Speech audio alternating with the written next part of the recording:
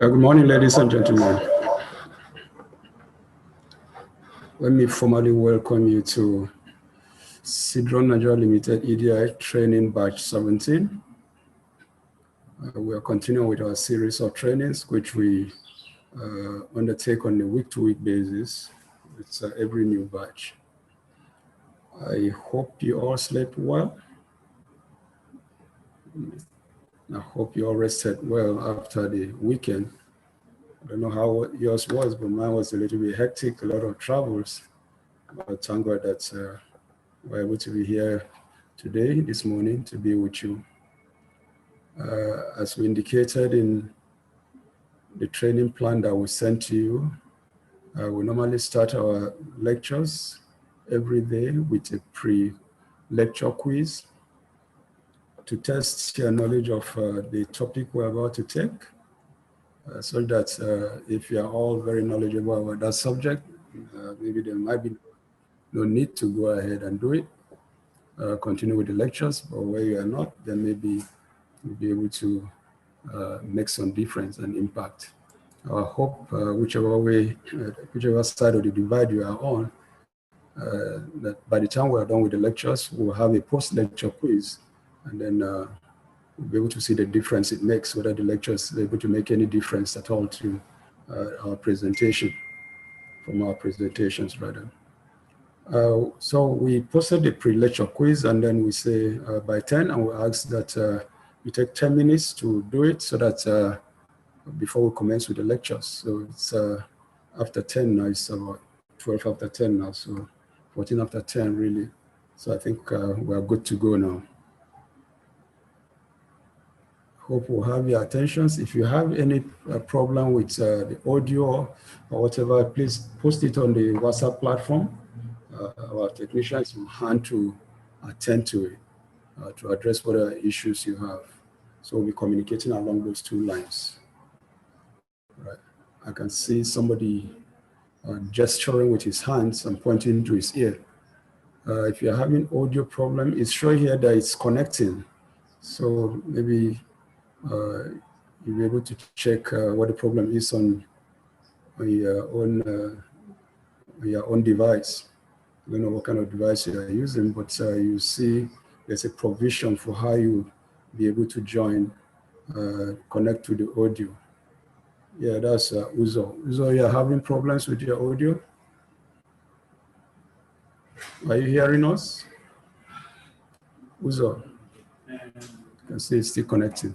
All right, so let me just assume that you are all hearing me, and then so that we can start with the lectures. Right. As we always like to do, we start with the picture of an elderly gentleman whispering to a young lady on the screen, proffering some advice to her, telling her that if your salary is your only source of income, you're one step away from poverty. What this says in essence is that that you should not depend on your salary only. If you are a public sector worker or private sector worker, it's suggesting that you should have multiple streams of income, other sources of income other than your salary, because the salary is not likely to make much of an impact for you wherever you are. That is especially so in Nigeria, where our salaries are at the barest minimum for all intents and purposes.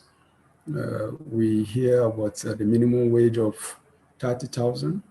And of course, despite that recent increase, we know many states are not able to pay. And we know so many other states are also complaining. Those are able to are complaining that will be depleting their sources of income. And like the labor union always say, my take-home pay cannot take me home. Okay, so to avoid the situation where your take-home pay cannot take you home, you are advised to seek other sources of income. And most of you who have registered, or all of you, I want to believe, who have registered for this program, are taking to the advice of this elderly gentleman about trying to find another means, another source of income, other than your regular source of income, assuming that you are in some kind of paid employment. And if you are not, you are an entrepreneur, a business person, Then, of course, you're trying to find some additional means of expanding your business or starting your own business so that at least as you grow in the business, you also begin to diversify into some other areas. But that's the whole essence of this advice. And that's the advice we always like to give people who join us for this training, asking that they should also tell their friends and relations that this is a worthy advice of taking and abiding by, that you need multiple sources of income for you to be able to live comfortably in the kind of society that we find ourselves today. And not only in Nigeria, but even if you're outside of the country, so many Nigerians are out there working, and many of them are doing double shifts and working in several locations to try and be able to make ends meet because of the bills they have to pay and for purposes of subsistence. So that's the advice we're giving. And then I want to congratulate you for taking the initiative of joining this program with the hope of accessing the AGSMEIS loan scheme. All right. Having said that, then we can now continue with our lecture. You can see on your screen, this is the topic we're taking this morning. It says entrepreneurship and skills acquisition for AGSMEIS. Entrepreneurship and skills acquisition for AGSMEIS. What we'll be doing in this lecture is to break down what entrepreneurship is all about.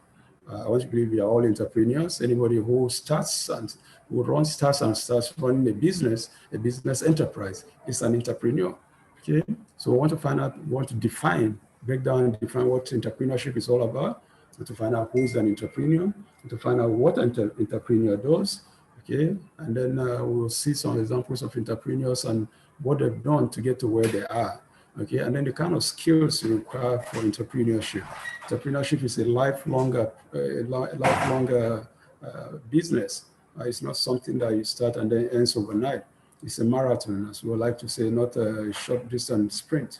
Okay, when you're into it, it takes a lot of challenges, a lot of perseverance for you to be able to break it out there. And of course, we've seen so many entrepreneurs that started from small, but today they have turned out to be major corporations.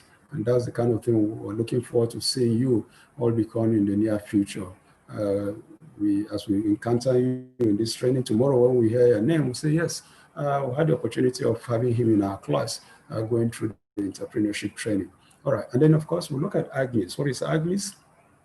Okay, we'll break down what AGSMEIS is all about, and then we'll try to understand what its objective is all about, what the components are all about, and what it seeks to achieve, okay, and why you are all trying to assess the AGSMEIS loan scheme.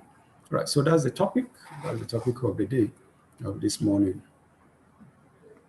Right, so let's start by looking at the objective, the training objectives. What are the objectives of this training? First and foremost is an understanding of the AGSMEIS loan scheme. Okay, I've just said it. What's AGSMEIS? What's the AGSMEIS loan scheme all about? Who initiated it? What does it seek to achieve? Okay, to expose participants to the objectives, the components and processes of achieving the goals of AGSMEIS, to understand the concept of entrepreneurship. Okay, did mention already. I'll try to define what entrepreneurship is, who is an entrepreneur, what an entrepreneur does, and some of the examples of the entrepreneurs that we know about who are today big time names. To expose participants to the skills required for entrepreneurship, and then to prepare participants for a life of entrepreneurship. That's the training objective. That's the objectives for this training. Right, so the training outline. These are the various subtopics we'll be looking at. Defining AGSMEIS, objectives, components, and processes of attaining its goals. Defining entrepreneurship. What's an entrepreneur? Just define it just now, or we'll go ahead and formally define it. Types of businesses and vocational skills. There are various businesses and vocational skills. Many of you are into different types, so we'll look at the various types that are available locally and of course worldwide. Considerations before starting a business. Before you start a business, what are the things that you should consider? What are the things that you need to know? You don't because a friend of yours or Mr. E is into this line of business, and then you just decide, no, that's a business I'll also go into.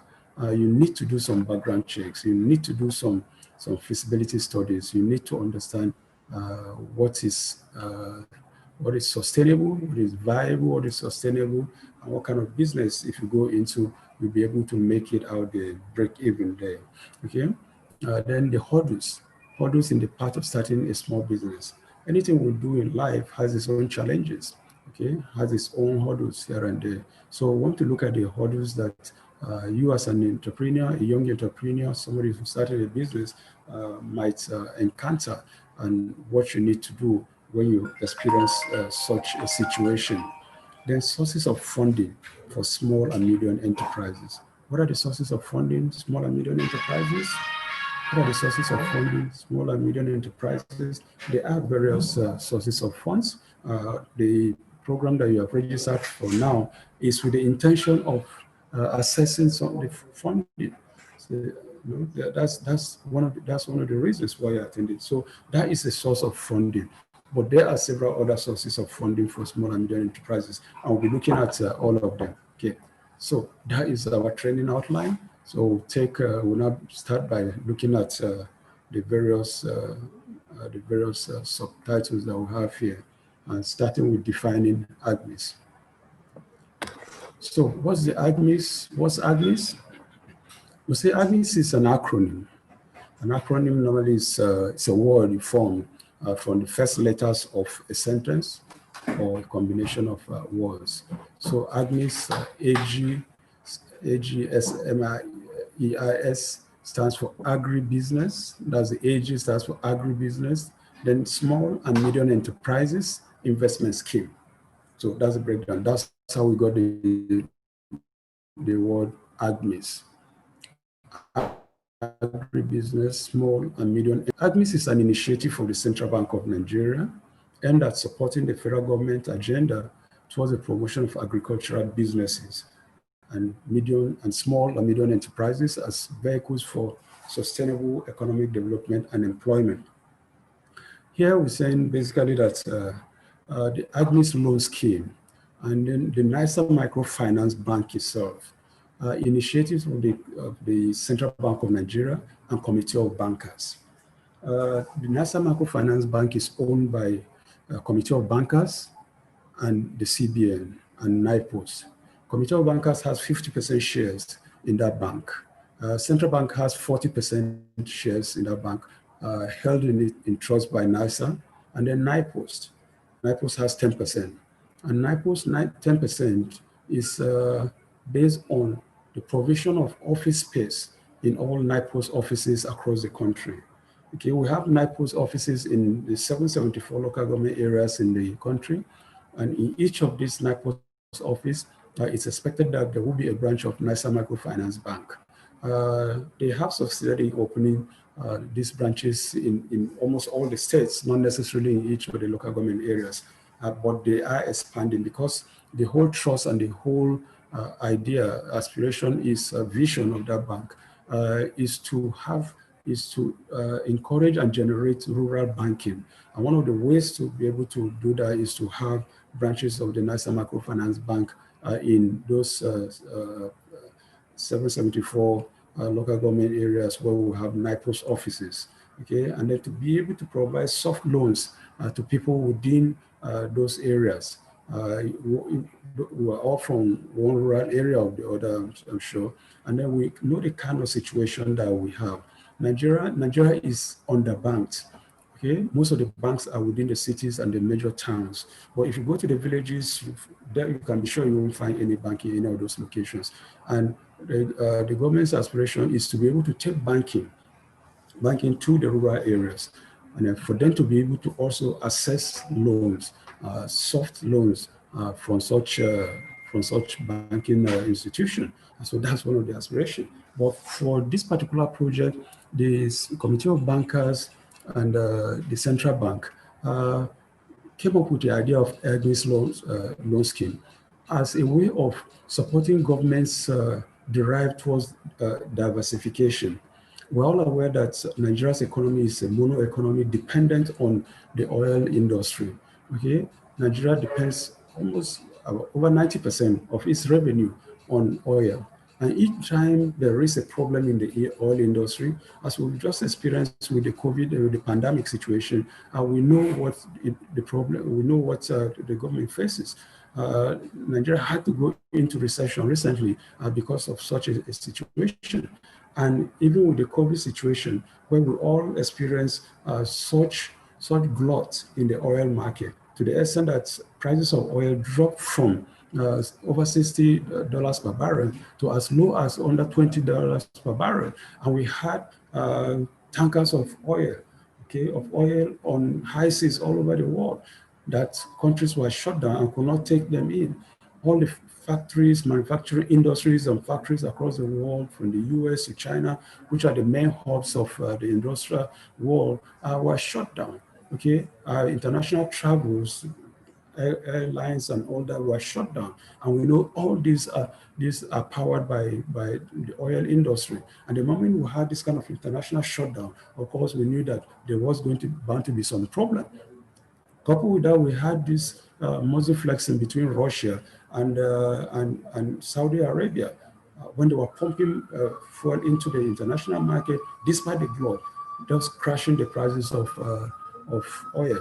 Okay, and most countries that are dependent on oil, most of OPEC countries, for example, and especially countries like Nigeria, Venezuela, and quite a couple of others that had very fragile economies, ran into problem because of that kind of situation. And many countries, of course, went into recession. In fact, there has been a talk of a second recession again in the third quarter of the year, but things are beginning to pick up now. So luckily, again, the prices of oil is going up to about over $40 per barrel now, and that's why we find that there's some measure of stability. But even then, we all know what's happening in the country today. The NSAS crisis that we've had are all offshoots of the general problem in the country. And of course, we've all seen what the country experienced in the area of the looting of palliatives and things like that, because people are hungry, the country is hungry, people are angry, and all of it has its roots in the economy. Okay, so one of the ways that the Committee of Bankers and CBN thought they could be able to help the federal government is in the area of diversifying the economy. And where are they diversifying the economy to? In agricultural businesses. That is one area they've identified as a major area that can absorb a lot of people in terms of employment, in terms of businesses to be able to generate the money that we require, and in terms of growing our GDP in the country. And then, of course, the second aspect of it is in the SMEs, the small and medium enterprises. Okay, the world over, SMEs are the backbone of major economies across the world. Okay, so if any country that is able to develop and build its SME sector definitely has gotten the right vehicle towards economic development and employment, because that also is a source of major growth of GDP and then employment. So these are the areas that the Committee of Bankers at CBN identified as areas that the government can diversify the economy into, and then, of course, be able to have sustainable growth and then employment. Because many of our people, because of the COVID situation, many of our people are unemployed today. We're all aware, we're all familiar with the situation across the country today, where many of our young men who are graduating from the universities after their service are just simply walking the streets, some for over 5-10 years without any job. Okay, so what the government, of course, and then with the COVID situation, pandemic, many of the organizations have also shut down businesses. Okay, we know of banks that have closed down so many of their branches, and in closing down those branches, instead of deploying their staff to other branches, all they do is shut down the bank and then the branch along with everything. So these are areas that the Committee of Bankers at CBN seem fit that they could at least be able to open up employment opportunities for the many young people that are unemployed and the many that are losing their jobs, so that they can be able to access affordable loans and then begin to start their own businesses or go into their own businesses, develop entrepreneurial spirit, and then begin to become self-employed, and then, of course, subsequently employers of other people who will come in to support and help them build their business. So that is the initiative. That's the reason for the AGSMEIS loan scheme as initiated by the Committee of Bankers and CBN. Right. So what are the objectives of AGSMEIS?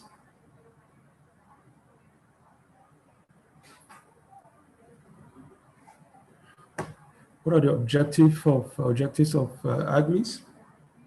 To ensure small and medium enterprises have access to finance, that's one, first and foremost.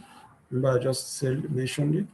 They need to generate needed employment opportunities in Nigeria to boost managerial capacity of agribusinesses and SMEs as pipelines for growing enterprises that can become huge corporate organizations, to develop agricultural value chains and ensure sustainable agricultural practices. Right. So these are the objectives. Okay, to ensure small and medium enterprises have access to finances. You know, this is a major bottleneck for most people who want to go into business. One of the first and most primary things that most people look out for is finances. You know, and the first thing that comes to your mind is going to the bank to borrow money for your business. But if you approach any of the commercial banks and most of the microfinance banks, the interest rate is so high that it discourages most people from going accessing the loans. If you go approach any commercial bank today, the interest rate they will charge you is something in the region of about 26%. Okay, so what kind of business are you going to do? What kind of business are you going to go into that you'll be paying 26% interest rate on the business and hope to be able to become sustainable? You'll find that you spend your entire time working to pay off both the interest and then the principal on the money you borrowed. Okay, that is what has continued to discourage people from taking facilities from commercial banks. Okay, and in fact, there's also this tendency by most commercial banks really to give only short-term loans. And where you need loans that should have maturity of over 5 years, you hardly find it. But until recently, when the CBN came up and insisted that banks should make sure that they borrow out about 60% of their liquidity ratio, instead of keeping those funds within the system and then just giving short-term loans for people who just go to do small business, to have quick turnovers. Because the only way any country can develop is when people are able to access loans, access finances for long-term investment. Not short-time, 3 months, 6 months kind of investment. That one is not going to take anybody anywhere. So if people are now forced to go and take facilities that have short lifespans, because taking long lifetime loans, facilities, of course, will be suicidal for most people because they will not simply have the money to be able to repay loans at 26% interest rate and more. Okay, so one of the objectives of AGSMEIS is to be able to provide easily accessible finances at cheap interest rate. You know, so that's why we have them as collateral-free loans, 5 to 9% interest rate. Okay, and then a long tenure period of maturity, 7 years period of maturity.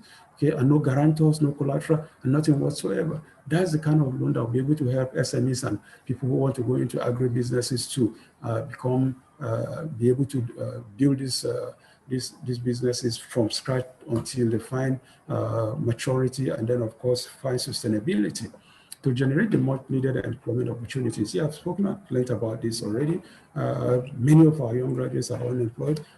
Many of the organizations have laying off staff. In fact, even the government itself has actually placed an embargo on employment. Nobody is being employed anymore. All you hear is about replacement. Okay, so one of the ways that the AGSMEIS loan scheme seeks to assist and support our people is through the generating employment opportunities. By providing this loan, people will now become self-employed, and they will also be able to employ others. Because the whole idea is that if you are taking a loan of 5 million, you should be able to employ 1 person. If you are taking a loan of 10 million, you should be able to also recruit 2 people. So which means we are reducing the unemployment situation. Remember, the government's policy drive, its vision is to be able to take 100 million people out of poverty in the next 10 years. So that is one of the steps, okay, by reducing unemployment situation, and then of course by providing the finances where people can be able to borrow and start their own businesses.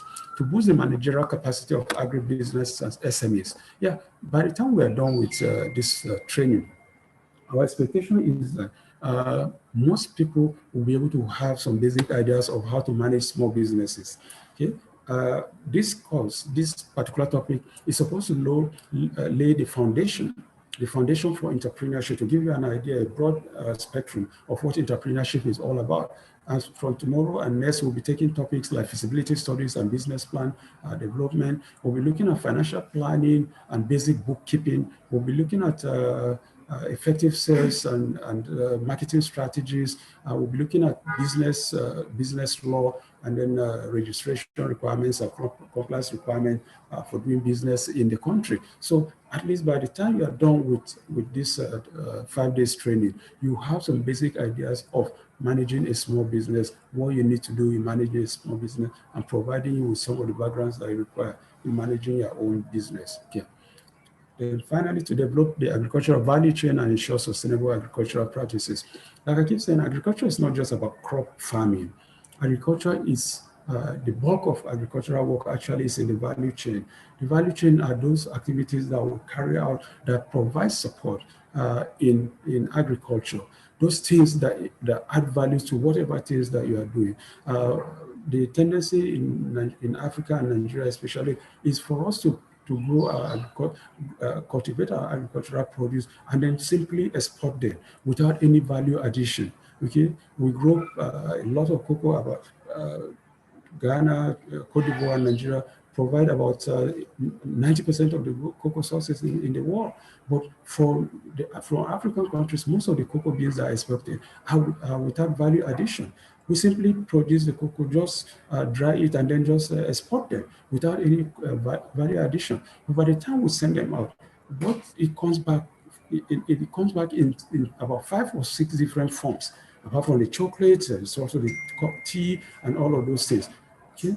If we're able to process the cocoa beans and then improve it to a certain level, we'll be able to sell it at a much higher rate, so that by the time we begin to import the products, at least we're also benefited substantially from the value-added cocoa beans that we exported outside. So that is what the value chain is all about. Okay, instead of simply producing raw materials and sending and exporting, we have to now go through at least 2 or 3 levels of adding value to those raw materials before we export them. That is the only way of being able to make some kind of money. If you go to Ondo State today, cocoa, which is one of the largest producers of cocoa, simply does not export its cocoa just as raw beans anymore. Today we have companies in places like Ile-Eluji and others that are making chocolate, that are processing cocoa tea. Okay, and that's the only way we can be able to help ourselves. And then, of course, we're able to export these items, which means that Nigeria is not just a net importer anymore, but also exports cocoa products of cocoa. Okay, finished products of cocoa. And that is the way it should be. That's where the value chain comes in. So if we're talking about agricultural value chain, we're not just talking about exporting paddies and then people are processing them and returning it to us all processed. No, we are able to also now process them and send out. That is what is expected in the agricultural value chain. All right, so components of AGSMEIS. So let's break down what AGSMEIS is all about now. Let's break down what AGSMEIS is all about now. As defined, AGSMEIS comprises of agribusiness, small and medium enterprises as a vehicle for economic development and employment. That's how we broke down AGSMEIS earlier. So let's look at the agribusiness component of AGSMEIS.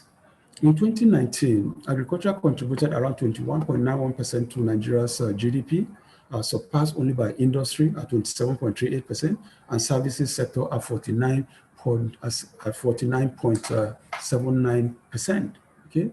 Although Nigeria depends heavily on oil, as I said earlier, for its budgetary revenues, Nigeria is predominantly an agricultural society, with approximately 70% of the population engaged in agricultural production at subsistence level. And that's the reality we find ourselves. So, but though Nigeria derives about 95% of its exports earnings and 70% of government revenues from the oil sector. But in terms of GDP contribution, the oil sector, the oil petroleum industry contributes less than 10% to Nigeria's GDP. In 2015, it was just 9%. In 2016, it was just 8%.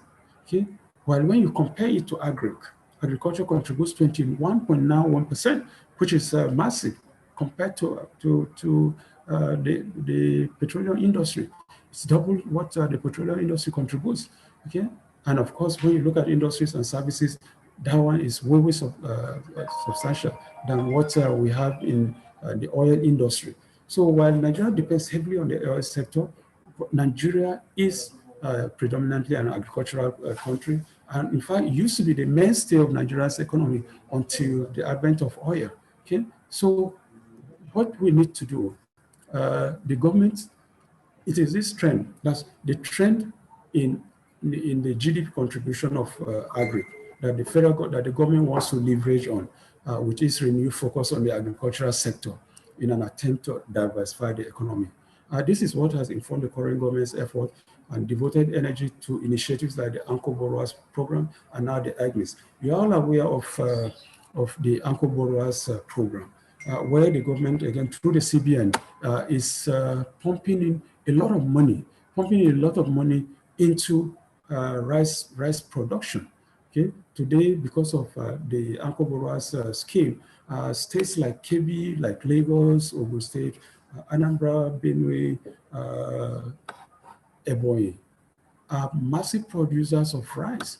Today, Nigeria is the largest producer of rice in Africa and the 8th largest producer of rice in the world.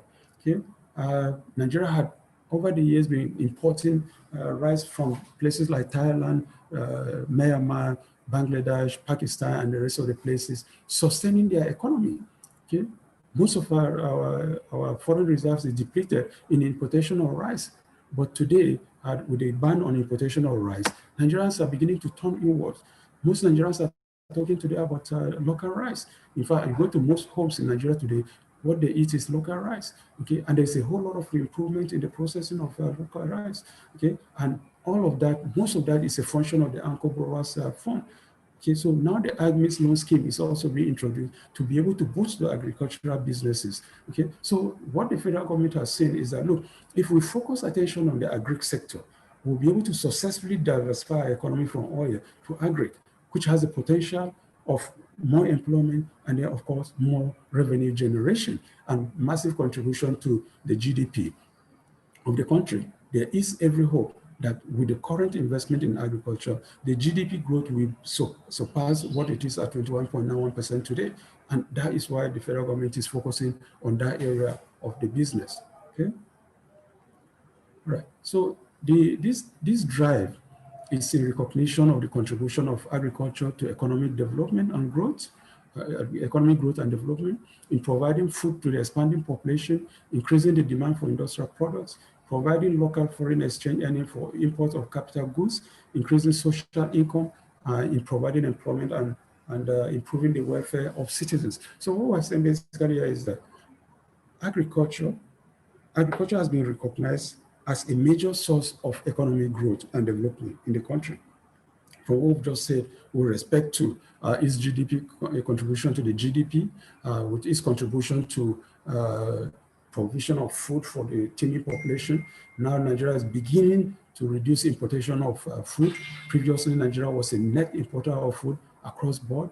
About 2 years or so ago, the CBN came up with a policy banning the importation of about 41 items, and there was a whole lot of hue and cries, but that was the direction to go. That ban has now made Nigerians to begin to focus on local production. And with that kind of local production, I can just say Nigeria is the 8th largest producer of rice in the world today, and the first largest producer of rice in Africa. So Nigeria is now beginning the process of feeding its population. And of course, we all know our population and then the challenges that we have with our population. With over 200 million people, there is no way any country can continue to import food. You will not have the resources to be able to do so.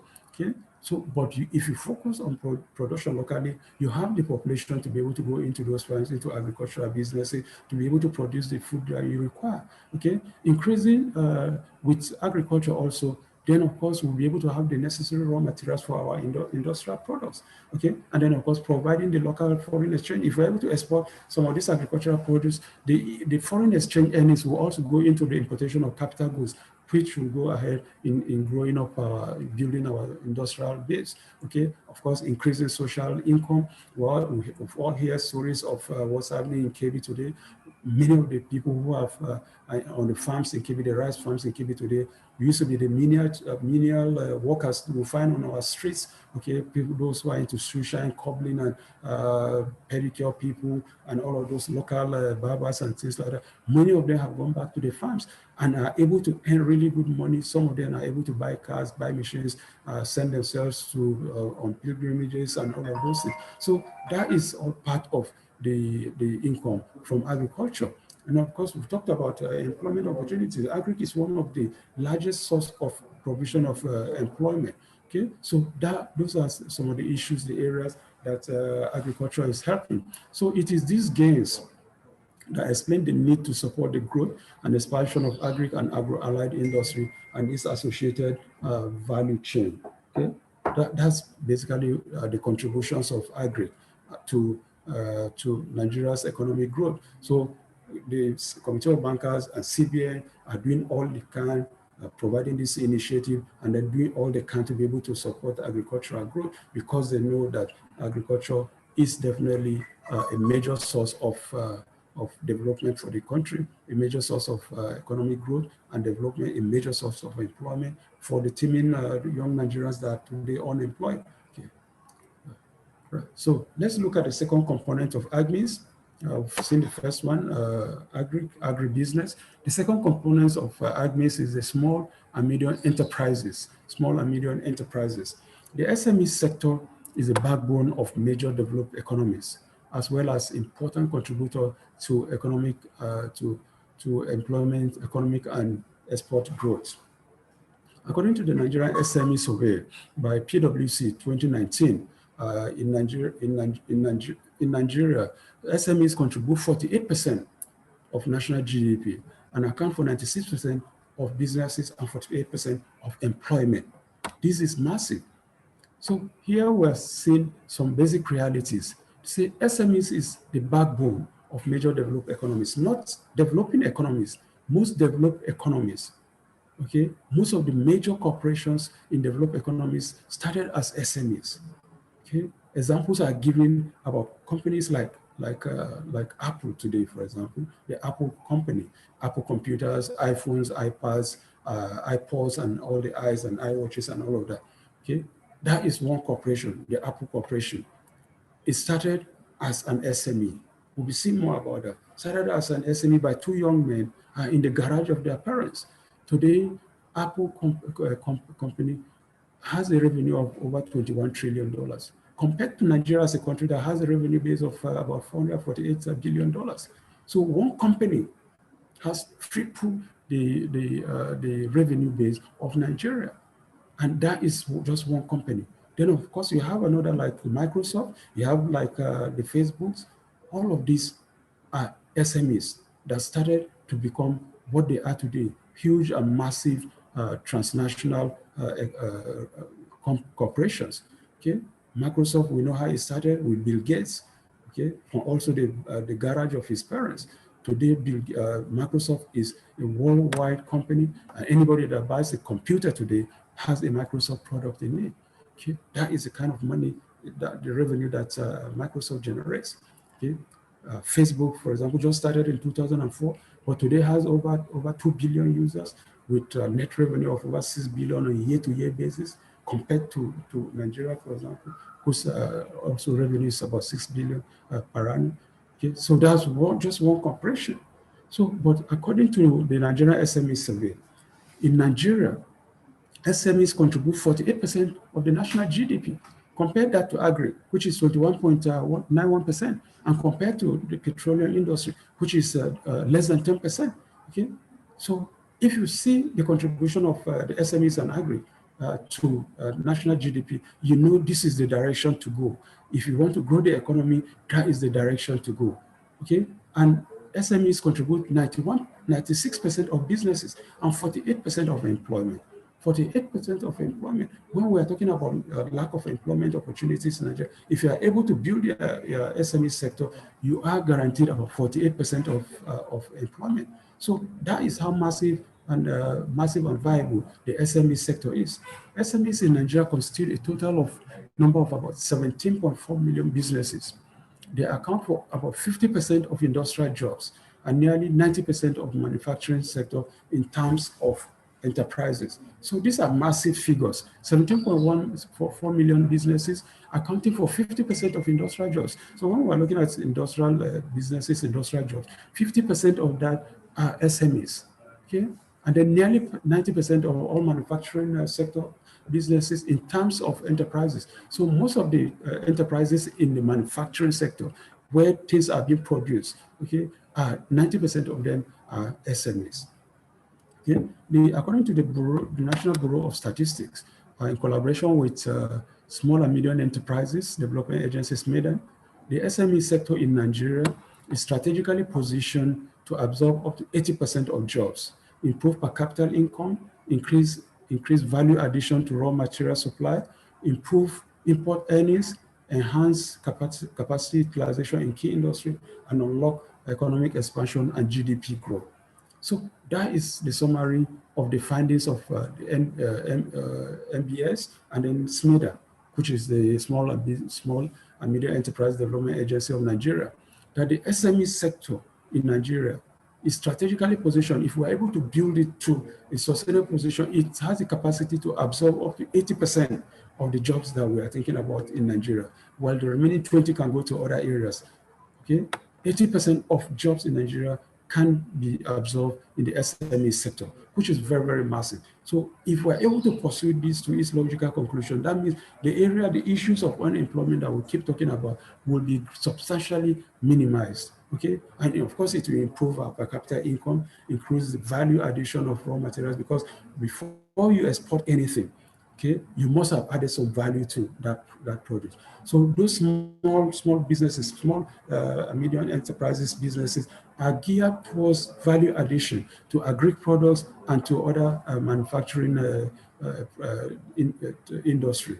Okay, of course, it will improve import earnings, because anytime you have value addition to anything that you are exporting, then of course what you earn will be more than when you just send it out, export it as raw materials. It has capacity utilization of key industry, and then unlock this economic growth and GDP expansion. So GDP, hopefully, if we're able to attain this goal, GDP contribution will rise from the current 48% to much, much higher, maybe to over 50% of GDP contribution will come from SMEs. So that is how massive these two sectors are, agric and SMEs.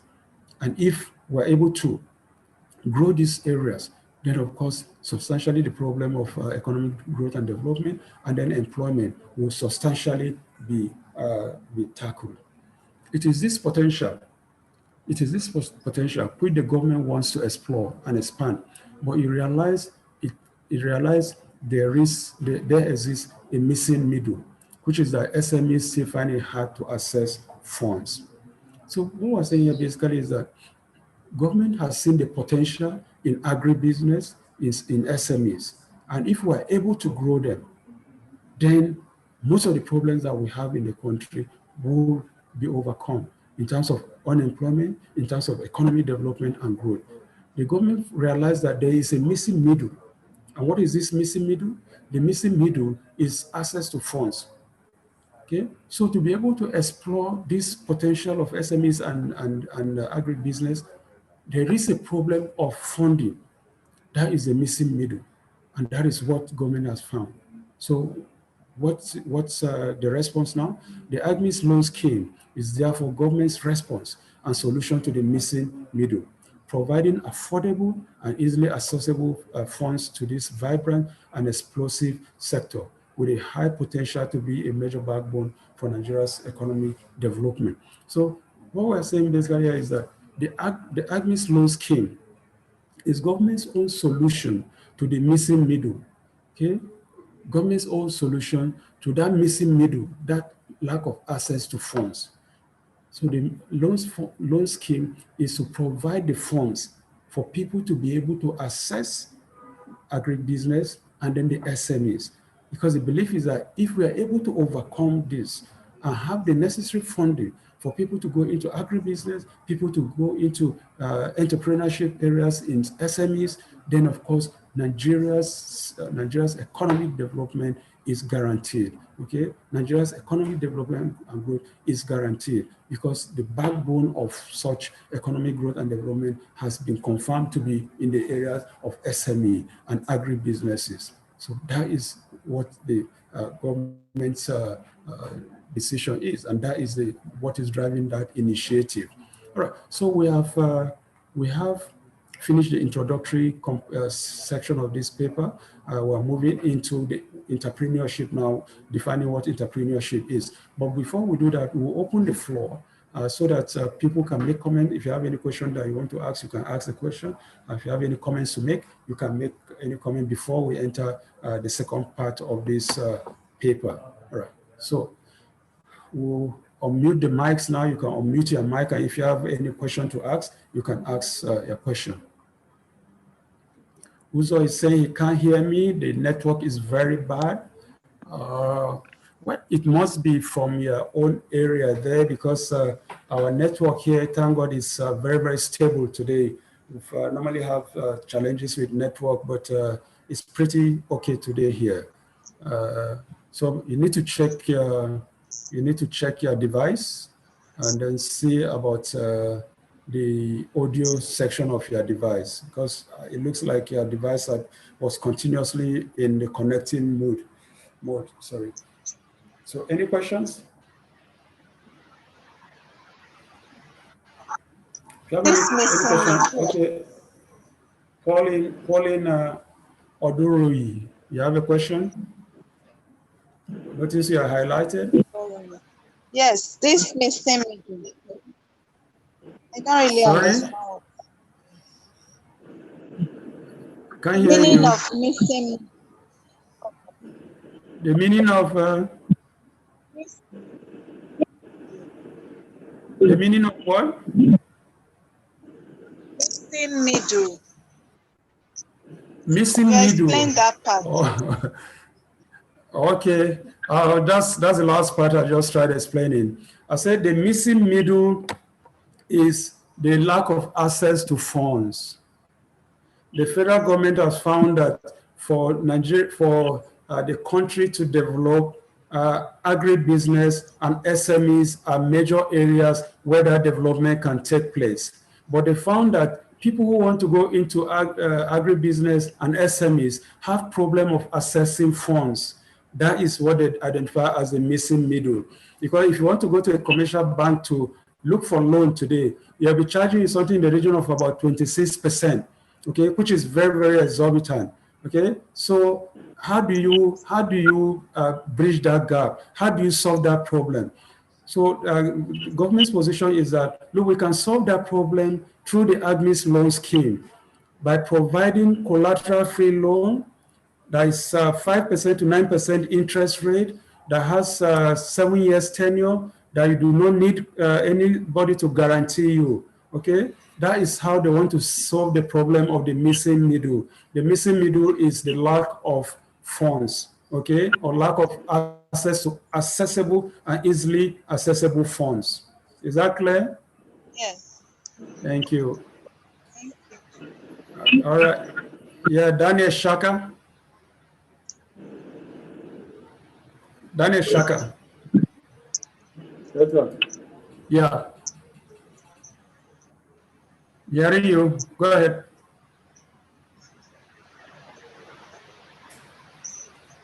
Go ahead. Okay, you have shut down. Okay, Dr. Amadou asked a question on the chat. He said, is this loan open to entrepreneurs in healthcare sector? Sure, it's open to entrepreneurs in health sector. We've had people, so many pharmacists have attended this program. We have medical doctors have also attended the program. The program is about value addition. If you're a pharmacist, for example, if you want to start producing drugs, of course, you'll be supported. If you want to go into packaging, it will be supported. if you are a pharmacist, a doctor, and you want to acquire equipment, of course, it will be supported. So that's the area that the loan can support you. It's one of the areas of support. Dr. Amadou, I hope you hear me. Dr. Amadou, I hope you hear me. I can see you on the platform. All right. Yes, I do. Thank you for your answer. Right, okay. I hope that clears your question. Yes, it does. Thank you. That explains your question for you? Yes, it does.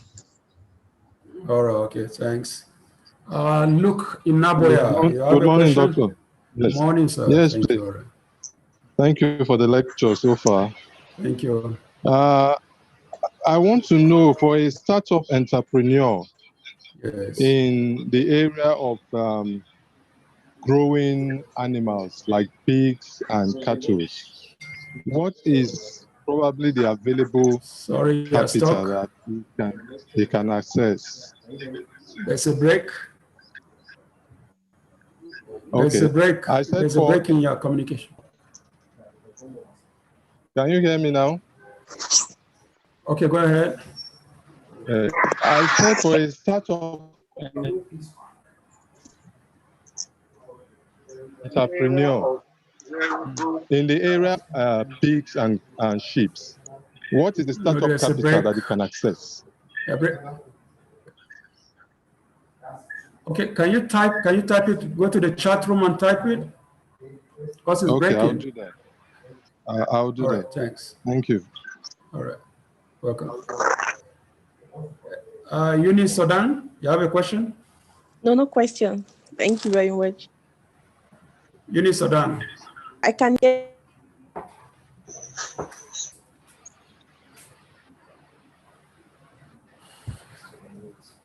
Any other question? Hello? Yeah, Eunice Sodan, yeah. I can hear you. Can you hear me? Yeah, go ahead. I can hear you now. I don't have any question. I'm just listening and learning. Oh, okay, great. Thanks. We want to learn from you too. So if you contribute, great. We're all learners. Well, learners now, so I'm still learning. Let me finish learning before I contribute. Can see I highlighted. You have any question? Any comments? All right. Okay. I'm waiting for Luke's comments so that I can respond. Then we go on. Luke, I'm waiting for your comments on the chat box.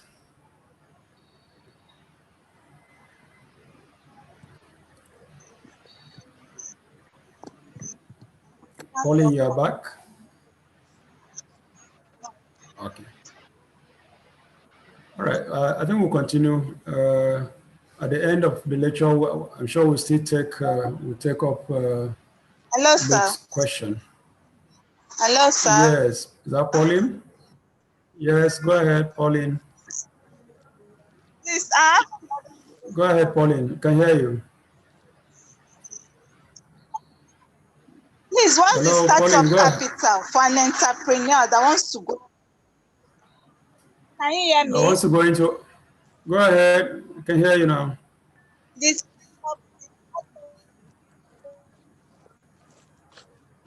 Startup capital for entrepreneur who wants to go into what?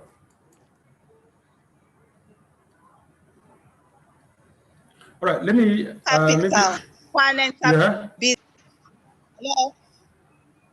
What's the startup capital for an entrepreneur that wants to start pig and sheep business? Okay, maybe that's the same question that Luke wants to ask. All right. Generally, for startup businesses, the maximum amount of money that you can get is 5 million if you are a startup.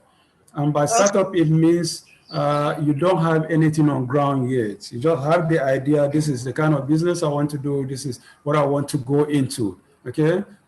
It's 5 million is the maximum amount. But if you are an existing business can get up to 10 million.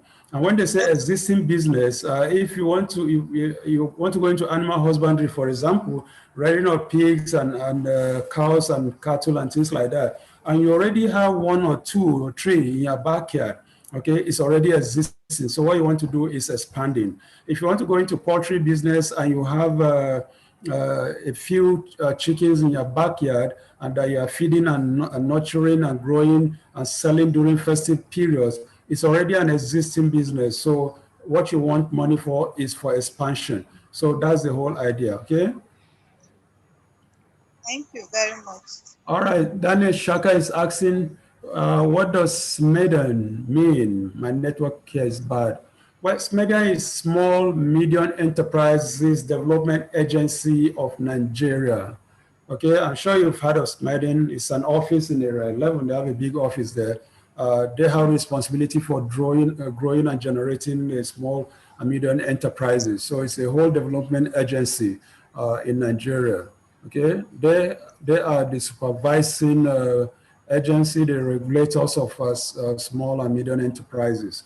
They register them and then they provide advisory services. The same kind of work that we're doing. They are also an EDI. EDI is an Entrepreneurship Development Institution. They are also training people who want to access the loan, just as we are also training people who want to access the loan. But in their own case, they only just train and then leave you to go do your business plan. But we can support and assist you in doing your business plan. That's where the difference is. Okay, I hope, Daniel, you've heard me. Daniel, is it understood? I hope you heard me. All right. Okay, up to now, no comments from Luke Boya in Aboya. Well, I want to believe the question that Pauline asked must have answered his own question also. All right, so we'll go back to the class and then continue the second part now. Right, so this is where we are. This is the second leg now, defining entrepreneurship. What is entrepreneurship? Can anybody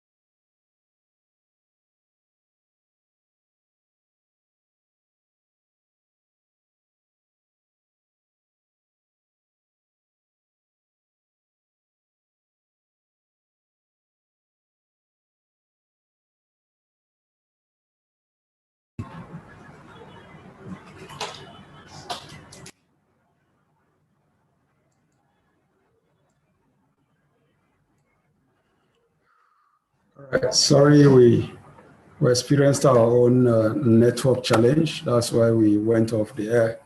We're back now, so we'll continue. I was asking inviting people to help us define what entrepreneurship is. Anybody who can quickly define entrepreneurship for us in the chat box, and quickly go to the chat box and help define what entrepreneurship is all about. You have an idea? I know most of you are aspiring entrepreneurs, so you should have an idea what an entrepreneur is, entrepreneurship is, and who is an entrepreneur. Okay, I'm looking at the chat box. I can't see any response yet. Any comments? Any comments? Anybody can help? All right. While we wait for contributions, we can continue. Providing Cronje already. Defining entrepreneurship. Entrepreneurship is the process of starting and running a business enterprise. Those who are listening to me earlier must have heard me say this. The process of starting and running a business enterprise. Any business enterprise that you start and you are running it, you are managing it, you are already into entrepreneurship. It involves investing capital in resources like people, in development of products and services to create viable commercial enterprises. Okay? It is the capacity and willingness to develop, to organize, and manage a business venture along with any of its risk in order to make a profit. So this is all encompassing. Okay, the process of just starting any business and running it, that's entrepreneurship. Okay, and also where you invest your capital, invest your money in resources like people. You know, people are also resources. Okay, that's when they say human resources. People are resources. So if you invest your capital in people so that they can help you in developing products and services, okay, and then create viable economic ventures that is profitable, that is entrepreneurship. Okay, it's also about the capacity and willingness to develop and organize the business with the intention of making a profit, and then willingness to take the risk. Okay, profit and risk are very, very important in the definition of entrepreneurship. Anybody who is ready to take a risk for purposes of making a profit, okay, going into any business venture with a profit motive. The profit motive is at the end of it. But before you get to that profit motive, you are also taking a series of risks. That is entrepreneurship. Okay, they say there's no venture that has no risks. You can't win anything without taking risk. Okay, life itself is about risk. Anything you want to accomplish, anything you want to do, you should be ready to take a risk. Okay, so entrepreneurship is about your ability to develop and organize a business venture with the sole purpose of making a profit, and then of course taking the risk that come along with you. You could fail, okay, in the process of trying to make the risk. That is still entrepreneurship, okay. But because without those risks, without those failures and successes falling and rising and falling and rising and rejection, you'll not be able to get to that profit motive. So that falling and rising and rejection, those are the risks you are taking. Okay, so anything that you do, starting and running a business, investing in people to be able to produce items and services in the aim of creating a commercial enterprise and with the singular aim of making profit, along with the risks that go with it, is entrepreneurship. Okay, the most obvious example of entrepreneurship is starting new businesses. So anytime you're starting a new business, any new business that you start at all, that's already entrepreneurship. So all of you who are on this program today, who have plans to start one business or the other, is it a piggery business? Is it the animal husbandry business? All of those things are, you know, enterprises that you want to start. That's an entrepreneurship effort. Okay, there are risks involved. That's wanting to take the risks that goes into it. Because in going to any of the businesses, you know that definitely there are risks. There are risks of security. There are risks of funding. There are risks of diseases and all of those things in any of this line of agricultural businesses. But you are willing to take the risk, go through it, venture it, and then face all the odds. Because at the end of it all, if you're able to succeed, of course, you'll be able to earn some money. Entrepreneurship spirit is characterized by innovation and risk-taking. Risk-taking, again, remember I talked about risk. So at every point in time, there's a risk component and risk element. And it's an essential part of a nation's ability to succeed in an ever-changing and increasingly competitive global marketplace. The world is one large global marketplace, and across the world, people are competing to have a share of that global market. Okay, and it is the entrepreneurs who are innovative, who are creative, who are creating, okay, who are innovating and creating. They are the ones taking the risk for them to be able to have a foothold and for their nation to be able to make some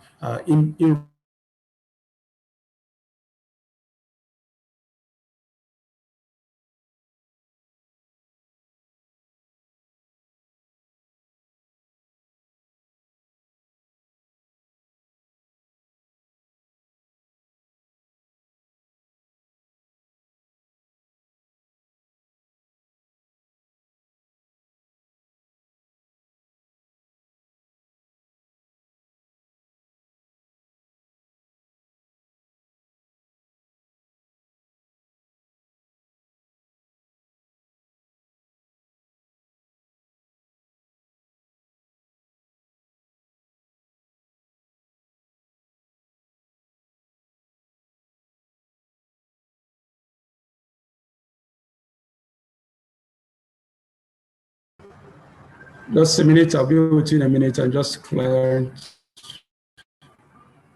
It's gone off again.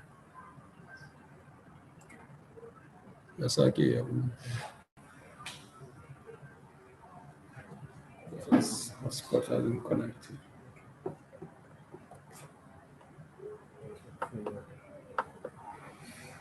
Let's check my hotspot.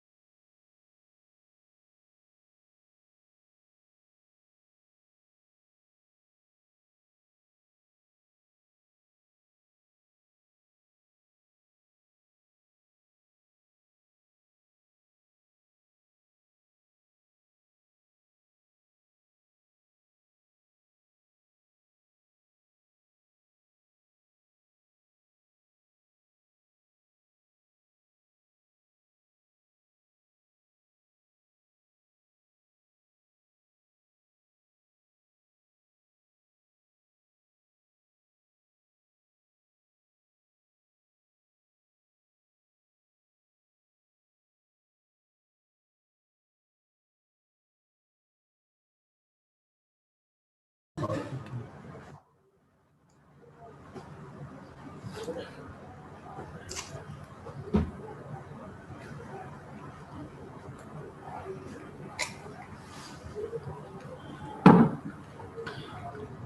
I hope you're all there. Really sorry. Really sorry, we're having some our own network challenges, but I think we'll find a solution to it now. Right, so I think we've talked about this one already. Talked about this already. We said the most obvious example of entrepreneurship is starting a business, and then of course, the entrepreneurial spirit characterized by innovation, creation, risk-taking, and the world is a global marketplace where people from all nations are competing with new ideas and bringing their innovation to the marketplace to be able to carve a niche for themselves and get a piece of the marketplace. Of course, our country is not left behind. We'll be seeing many of our Nigerians who are imbibing the spirit of entrepreneurship and who are also competing globally and putting the name of the country on international map. And that's what the entrepreneurial spirit is all about. It's characterized by innovation, by creation, by risk-taking, and then of taking a pie of the international market in the competitive global marketplace. All right, who's an entrepreneur? Who is an entrepreneur? I asked the question just now. I'm not sure I've received any report. I can check the chat box. There's nothing in the chat box to suggest that anybody has responded. But an entrepreneur is a person who takes the risk of investing his money.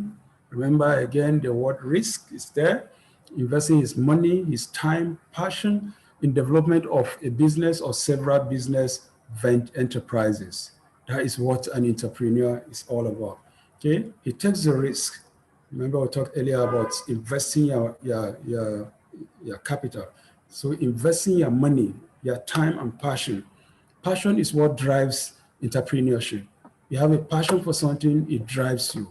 Okay, you want to accomplish something, you want to achieve something. Okay, you have a bigger version of what you want to accomplish, and you are willing to take the risk of putting your money, okay, your money and time into pursuing that passion.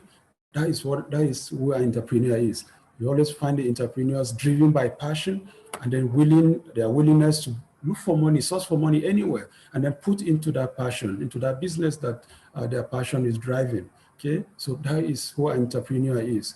Investing his money, time is money. They say he's ready to invest his time, ready to invest, put his passion into that enterprise to make sure that he builds one or many business enterprises. That is what an entrepreneur is all about.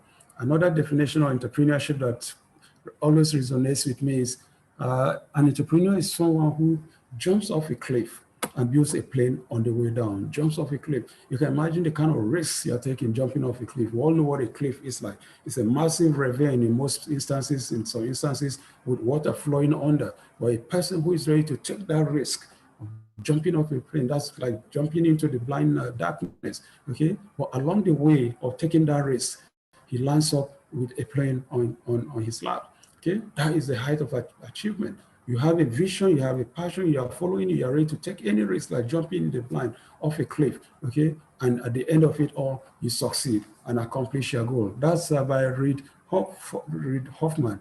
And it's like Reid Hoffman has the Wright brothers in mind when he was defining what an entrepreneur is. The Wright brothers are the pioneers of aeroplane. They are the first set of people to build and fly an aeroplane. You can see on the screen the Wright brothers, and you can see their first plane. Okay, you can imagine the kind of contraption they started with compared to the jumbo jets that we have today, the sleek jumbo jets that we have today, the massive machines flying in the sky. When these two brothers envisioned the possibility of having an equipment like this, a gadget like this flying in the air, people laughed at them and said there was no way any machine with heavy iron encrusted iron can possibly be able to fly. Today, we see what the vision of the Wright brothers has done for the world. Okay, bringing the world together in matters of hours, 6-8 hours, we are able to crisscross over thousands of kilometers. sit and carry massive equipments and goods that you never can contemplate. Okay, but that is a vision of an entrepreneur. That is a vision of two brothers, two entrepreneurs who pioneered the act of plane building. Right. Of course, on the screen again is another entrepreneur who is blazing the trail like the Wright brothers. We can call him the modern day Wright brothers. This Elon Musk. Elon Musk is a South African American today because he migrated to America where he's accomplishing a whole lot of feats. Elon Musk is the pioneer of SpaceX. SpaceX is an aeronautic engineering company specializing in the building of aviation aviation rockets with the aspiration and ambition of taking people to space. His own vision, of course, is to land people in Mars, to colonize Mars, to send people to Mars to live on Mars, and that is his dream. Okay, but in pursuing that dream, he is embarking on missions now. You know, when we have visions, we have missions that go along with it. The mission now is first to be able to take people to International Space Center, and he has done that. You know, the International Space Center, which is manned by agencies like NASA and the Russian cosmonauts organization, right there in the orbit where they send people to stay there for months and ends in years, carrying out all manners of research work on the planet, on the cosmos, the mystic cosmos system overall, to be able to know more about our planet and then the world that we exist. He has succeeded as a private individual to send people to International Space Center, where they went and spent over 6 months before bringing them back to Earth successfully. In most instances, what you find is countries like the US, Russia, China, UAE recently are the people that have been sending people to space. But today, as a private individual, Elon Musk has succeeded in doing that. Elon Musk also is one of those pioneering the acts of building electric-driven cars. You know, the world has been complaining about climate change, about air pollution, about the problem of hydrocarbon pollution across the world. And the next direction is how do we limit the emission of carbon monoxide in the atmosphere. Before the advent of coronavirus, if you are familiar with China, you see most people in China wearing masks because of the level of air pollution. Air cleanliness in China was very, very minimal. Okay, that was before the whole issue of coronavirus came. People were wearing masks all over the place. And some of the ways to be able to reduce carbon emission is the building of electric cars. And Elon Musk and his team are pioneering that with Tesla. Tesla is the name of the electric cars. And Tesla today sells millions in China. And Chinese also are building their own versions of Tesla. And the aspiration, of course, is that the vision is that by 2050, most cars in the world will be driven by either electricity or water. Okay, so when we talk about our oil in Nigeria, oil industry and all of that, the projection is that in the next 30 years or thereabout, no vehicle will be using oil again. Already in Nigeria is already also beginning to talk about converting our petroleum-driven cars to gas, okay, because of the problem of the prices, because of pollution and all of those things. So that is where the direction the world is going. And these are the handworks of entrepreneurs, okay? Musk is involved in also solar-powered investments and a whole host of other entrepreneurial activities. That's what an entrepreneur does. Okay. Final definition of an entrepreneur. Entrepreneur is any individual who starts a new business venture or a company. He arranges the deals and takes the risk in order to make profit or create social change. We've seen all of these definitions, but the one that creates social change, somebody like Mark Zuckerberg and his Facebook, that one has created massive social change in the world, has been able to bring together people across the world, people posting things on an instant basis and others responding, liking or criticizing and all that. You've been able to create social change because of social networks like messaging apps like Facebook have been able to create the revolution that we see. The EndSARS protest was driven mostly by people on social media, okay? people on social media, and with their activities and actions, you see the kind of world that we are facing today. Instantly, people are following on a minute-by-minute basis, taking actions because of the level of communication amongst young men using those social media apps. Okay, so that is the work of entrepreneurs. That's an entrepreneur. Okay, it's created so much, some kind of innovation, and then that is creating a whole lot of changes across the world. Okay. Okay, so what does an entrepreneur do? What does an entrepreneur do? You as an entrepreneur, what do you do? Okay, an entrepreneur identifies a thing that no existing businesses addresses and determines a solution for that need. Entrepreneurial activities include developing and launching new businesses and marketing them, often with the end goal of selling the business to turn a profit. An entrepreneur who regularly launches new businesses and sells them and then starts new businesses is a serial entrepreneur.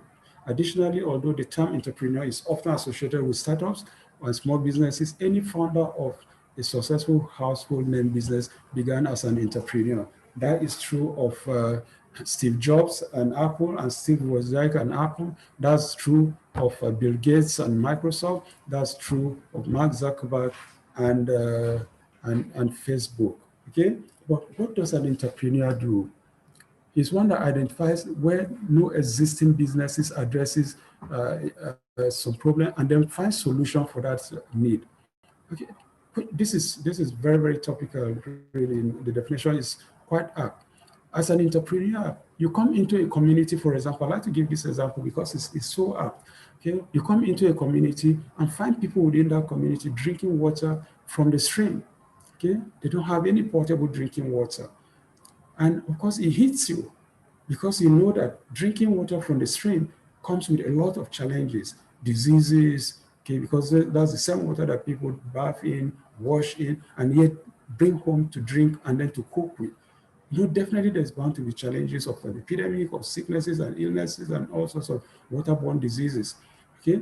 And you begin to wonder, how come nobody has thought about providing a solution to this missing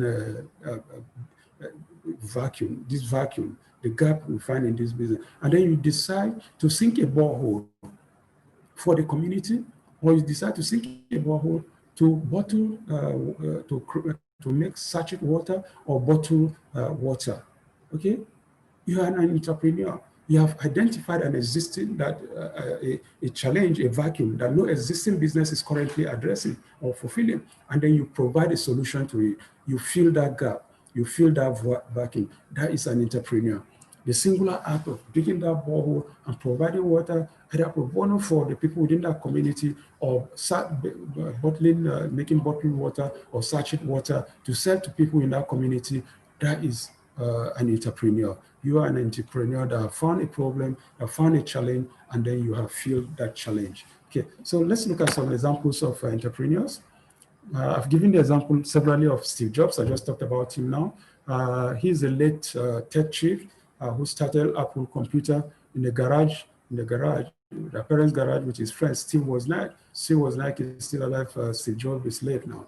And they've grown that business from a small enterprise to the massive industry that we know of today as the Apple company. Apple is comprises of Apple computers, the iPhone series, the iPad series, the iPod series, the iWatches, and a host of others. Okay, started from a small business. That's why I say if any founder of a successful household business began as an entrepreneur. That is typical what Steve Jobs and Steve Wozniak did. Bill Gates also is another example of a successful entrepreneur. He is a founder and creator of Microsoft, okay? And today he's listed as one of the richest people in the world. He also started from the garage of his parents' home, okay? He came with a vision that within the next decade, they should be able to provide microcomputers, okay? Microcomputers on the desks of every office and in every home, okay? Mini computers on the desks of every home and in every office, replacing them with with replacing them with replacing the typewriters and manual and electric typewriters that were dominant in the offices at that age. They approached IBM machine. IBM, you know, is this large, this major international computer company, then creating the supercomputers, okay, the massive supercomputers that could take a whole floor. Okay, when Bill Gates approached them, they said, no, it wasn't possible to be able to have microcomputers on desks. But within the decade of, and Bill Gates moved on with his aspiration.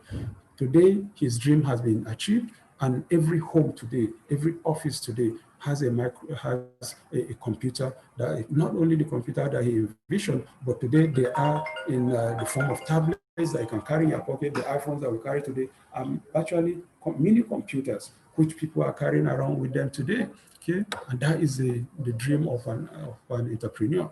Today, Steve Jobs has moved away from Microsoft company. He is now more into research in medicine, where he's supporting the world in the creation of vaccines for various types of ailments. Nigeria's exiting of the polio disease group is part of the achievement of Bill Gates, that participated and provided substantial funds in the creation of vaccine for polio. And he's also championing the cause of malaria vaccines, and then currently the COVID pandemic that is ongoing in the world today. Okay, we have talked about Elon Musk already. He's the founder of SpaceX, an aerospace and rocket manufacturing company, as I talked about, and Tesla, the electric car, which is coming in with aspiration of replacing petroleum-driven cars. And the projection is by 2050, most cars in the world will be electric-driven cars. Okay, all right. So these are the pictures of Steve Jobs and Bill Gates. We're all familiar with them. Steve Jobs is late now, died in 2011 after a long battle with pancreatic cancer. Bill Gates is still firing on and supporting the areas of medicine. Mark Zuckerberg. I spoke about Mark Zuckerberg. He's the founder and owner of Facebook. He started Facebook in 2004 in his university dormitory, Harvard University dormitory, okay, where he saw the need to bring people, need to improve interpersonal relationship and then bring people closer together, and then develop the social networking app, which he called Facebook. Within the span of five years, this app, which was just confined within Harvard University, had grown to about 500 million users. And today it has over 2 billion users and revenue of over 6 billion annually. That's how successful Mark Zuckerberg has been. Okay. Of course, I talked about Nigeria, and I said many Nigerians are also carving their own niche and then pushing Nigeria's own place in the international global market. You have people like Tony Elumelu, Adenuga, Dangote, Tedola, Woshika, all holding their own. Somebody like Dangote today is known the world over in the services he's providing. Is Africa's richest person. Adenuga, of course, is a major player in the telecommunication industry, when Nigeria also is carving its own niche and then making a stand in terms of global competitiveness in the global marketplace. Okay. Dangote, we all know about Dangote, the Africa's richest person. We all know how he started. Selling sweet, which is bought from his pocket money, to his friends in primary school, taking a loan of about 500,000 to finance his business. And today, he's Africa's richest person with vast interest in cement, in sugar, oil and gas, and a host of other. Tony Elumelu, of course, made a fortune in banking and is today building and empowering new entrepreneurs across Africa. We're all familiar with Tony Elumelu Foundation, where he brings together on a year-to-year basis young entrepreneurs, aspiring entrepreneurs, that he provides seed money to, supports with money ranging from $5,000 to $20,000, and then empowering them to go out and follow their dream, pursue their dreams. And on a year-to-year basis, they come back in the conference where they come to make presentations on what they've been able to accomplish within that period. The hope and the aspiration is that in the next decade or thereabout, many of the beneficiaries of Tony Elumelu Foundation will also be major contributors to entrepreneurship and business development activities across the whole of Africa, not just Nigeria. And that is the direction to go. That is the direction to go. And it's our hope that more and more of our people, as you are attending this program, it's our hope that the monies that you get will also be able to invest in very, very viable businesses, and we'll also be celebrating you, using you as an example of people who have successfully carved their niche as entrepreneurs.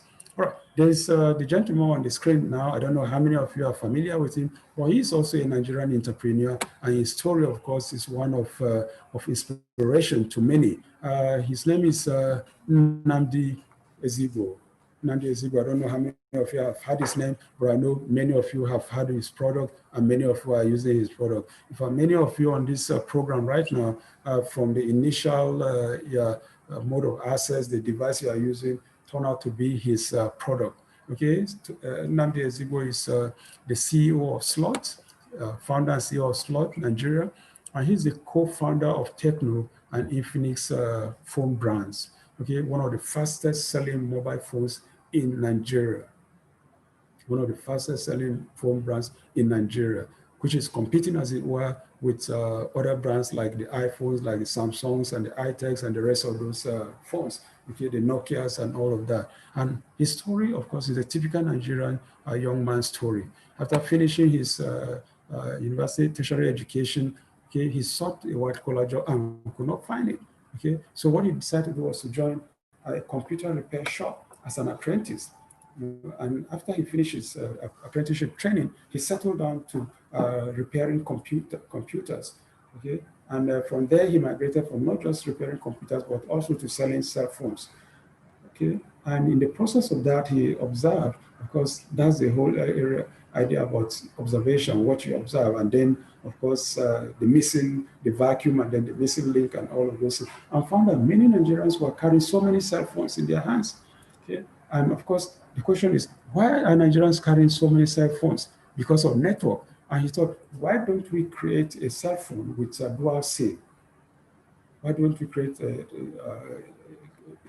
cell phone with dual SIM? He approached Nokia company, the makers of smartphones, and they turned him down. They said they would rather produce more handsets and sell and make their money than to create one with a dual SIM that would reduce the level of number of people buying single phones.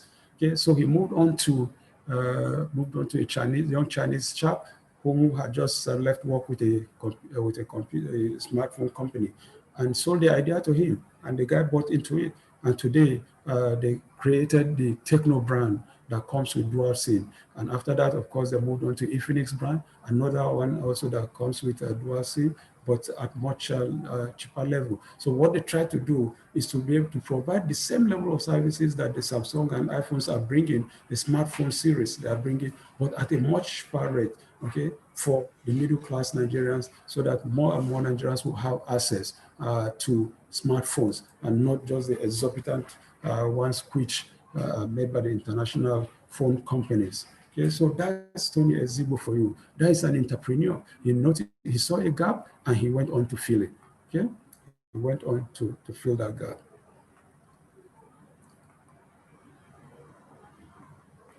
All right, not responding now. All right, so let's look at the types of entrepreneurship. 4 types of entrepreneurship identified by Forbes. Of course, Forbes Jobs is also drawn from the work of Job Abraham. They identify 4 types of entrepreneurship: the builder, this one believes in building empires and infrastructure; then the innovator.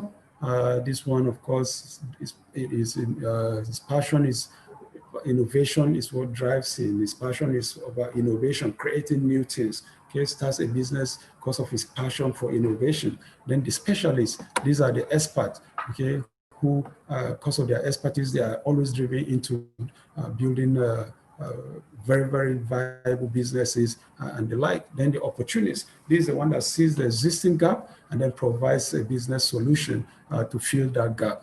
All right, so let's give a little more breakdown on that. A book by Joe Abrahams, entitled Entrepreneur DNA, identified that all entrepreneurs are not wired the same way, but that they fall into 4 distinct categories. Okay, so it was Forbes 4 types of entrepreneurship is drawn from Joe Abrahams' book, The Entrepreneur DNA. DNA simply means that each and every one of us has its own genetic marker. So also the entrepreneur. No 2 entrepreneurs are the same. They are wired differently. Okay, and he was able to identify 4 distinct types of entrepreneurs. The first one is the builder. This one believes in building empires and infrastructure. Okay, they are driven to build highly scalable businesses and very fast at that. Okay, I keep giving the example of entrepreneurs in South Korea who specialize in building massive infrastructures. Okay, like the Samsung company is a massive infrastructure that's into not just the phone system, but other electronic materials and the like. They are also some of the largest producers of ships in the world today. That is what people in South Korea specialize in. They are builders.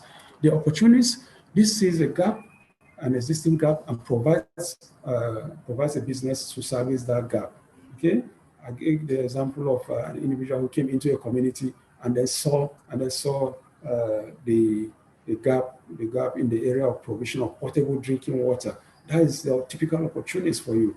Okay, he's able to sniff out well-timed money-making opportunities and then jumps in to ride the coast and then, of course, provide the fill the vacuum, fill the gap. People like Richard Bryson is a typical example of an opportunist. Richard Bryson is the owner of Virgin Atlantic. I'm sure you've heard of Virgin Atlantic. You must have heard of Virgin Railways. Of course, he was the one who came to Nigeria in collaboration with Nigeria to start the Virgin Nigeria. That is Nigerian Airlines, but didn't last long because of the interference of our politicians. Okay, that's Richard Bryson for you. He's able to sniff out opportunities and then gaps that he can quickly fill and make money out of it. Then the specialist is an expert. He brings his expertise. His mind is very analytic. Okay, it's an expert who is averse to risk taking. People like that are always pursuing one project or the other, bringing the analytical minds into projects. People like Bill Gates fits into this. Bill Gates, as I say, has moved away from computing to medicine today. That's for somebody who never read medicine. But today, if he discusses vaccines, you'll be shocked and surprised at his level of knowledge in the area of vaccine production. Okay, that is Bill Gates for you, a specialist, an expert, a highly analytical mind, and who is able to pursue all manners of business at any given point in time. As accomplishing one, is moving on to the other, another very complex line of business. The innovator, typically people like Mark Zuckerberg, okay, they are driven by innovation, okay? They are in love with creation, innovating and creating new things. They'll tell you that what pushes them, what drives them is the love for innovation, the opportunity to create new things. They'll tell you it's not so much the money, but even if they'll do that kind of thing for life, they'll be willing to do it. That's the kind of person Mark Zuckerberg is all about. I'm sure those of you who have seen Mark Zuckerberg and see him, the way he dresses, very, very casual, always in t-shirts and jeans and sneakers, okay? Meanwhile, this is a multi-billionaire, okay, that's giving out, in his lifetime, he's giving about 90% of his wealth to the world. So it's not so much the money, but what he can do to impact the world, to change the world. That is what drives Mark Zuckerberg, and that's what drives innovators, okay? So while we're discussing this in this particular course is that we like to challenge our participants and tell them to look at themselves, look inward, introspect, look inward. What is your own DNA? What drives you? Okay, what kind of thing drives you? Is it innovation? Is it builder? Is it specialist? Or is it opportunist? Okay, Which one are you? Okay, if you know your DNA, what's in that? If you know your DNA, the DNA that drives you, the entrepreneurship spirit that drives you, then it will help you in better positioning yourself, in selecting the type of business you want to do, the strategy, and then the team that you put together. Okay, what drives one entrepreneur is different from what works for another entrepreneur. So know your own DNA, look inward and say, yes, this is who I am. I am an innovator. I am a specialist. I am an opportunist. And then, of course, if you are able to have that identity, then you'll be able to know the kind of business that you go into. Okay, so that's about that. All right, so let's look at the types of businesses we can consider. I know most of you have already made up your mind what kind of line of business you want to go into. Okay, but we'll put out some here now so that you have a look at it, and just in case you haven't quite decided, then you maybe want to change your mind, then you'll be able to look at those opportunities. Okay, types of businesses for consideration. We have fashion. We all know what the fashion industry in Nigeria is today, but for this COVID situation, we know how Nigeria, flamboyant Nigerians are, and then on a day-to-day basis, the kind of fashion statements people are making. Okay, if you want to go into it, there's a vast market for it also. Farming, of course, we all know what farming is all about. This loan scheme wants to promote as much agribusiness as possible. Farming, of course, is one of them. Small-scale manufacturing, catering, hospitality, eateries, and the like. Buying and selling. The loan scheme does not support buying and selling much, but if you are buying to add value, they will support it. Okay, if you are buying materials from Aba, Kano, and places to come to Abuja, Lagos, and sell, they might not support it. But if you are buying materials from those places and then you bring it to turn them into clothing and fashion items, okay, then of course they will support it, because that is adding value. Anything that you do that adds value will be supported, not just outright trading and buying and selling and things like that. Okay, so event management, that's also a part of the hospitality these days. Animal husbandry, from the comments made by some people here already, I know many people want to go into animal husbandry, piggeries and rearing of cattle and sheep and the rest like that. School business, daycare, nursery, digital currency, publishing, dry cleaning, health services. Dr. Amado asks of health services. You can see for yourself that health services is one of those businesses that is supported also. Cosmetic, beauty, then dry cleaning. All these are businesses that are available for consideration. And these are things that the AGSMEIS loan scheme supports. This was drawn from the portal so that people can be able to look at it when they want to do their business plan. They can be able to choose from which of these businesses they want to go into. Okay, vocational skills for consideration. Yeah, these include electrician, plumbing, carpentry, and masonry. We try to encourage people to look at this because we realize that there is a dearth of people with vocational skills in our country today. Okay, I'd like to give the example of a place like Abuja, where we say that for the next 50 years, this will be a city under construction. It will be a city under construction. But we find that when you go to most of the construction sites, most of the people that you find on the sites who are providing skilled labor are not Nigerians. Most of them are coming from places like Benin, Togo, Ghana, and places like that. While most of our young Nigerians are walking the streets, claiming to be unemployed or cannot find work to do, okay, because they refuse to acquire vocational skills where the market definitely is, where they can be considered, if they're diligent in their jobs, can be considered for work in the area of electrical installations, plumbing, POP, and carpentry, masonry, and the rest of those things. It's a vast market out there. So we encourage our participants, those who have not considered, have not quite made up their mind what to do, that this is an area where they can be able to develop institutions because of the vast demand for vocational skills and the dearth of such available skills. Okay, so these are things that participants can look at and then consider before they finally make up their mind the line of business they want to do.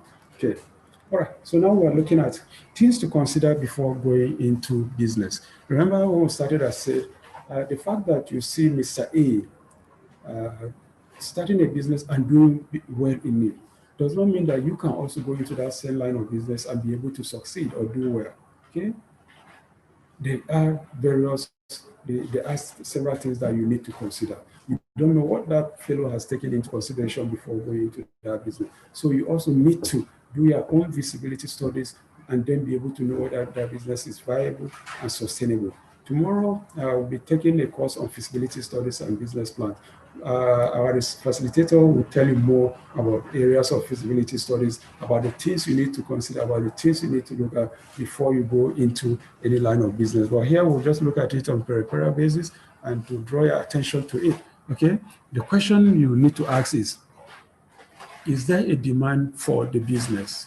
Is there a demand for that business? Don't just because you see Mr. A doing it, just go into it, but is there a demand for it?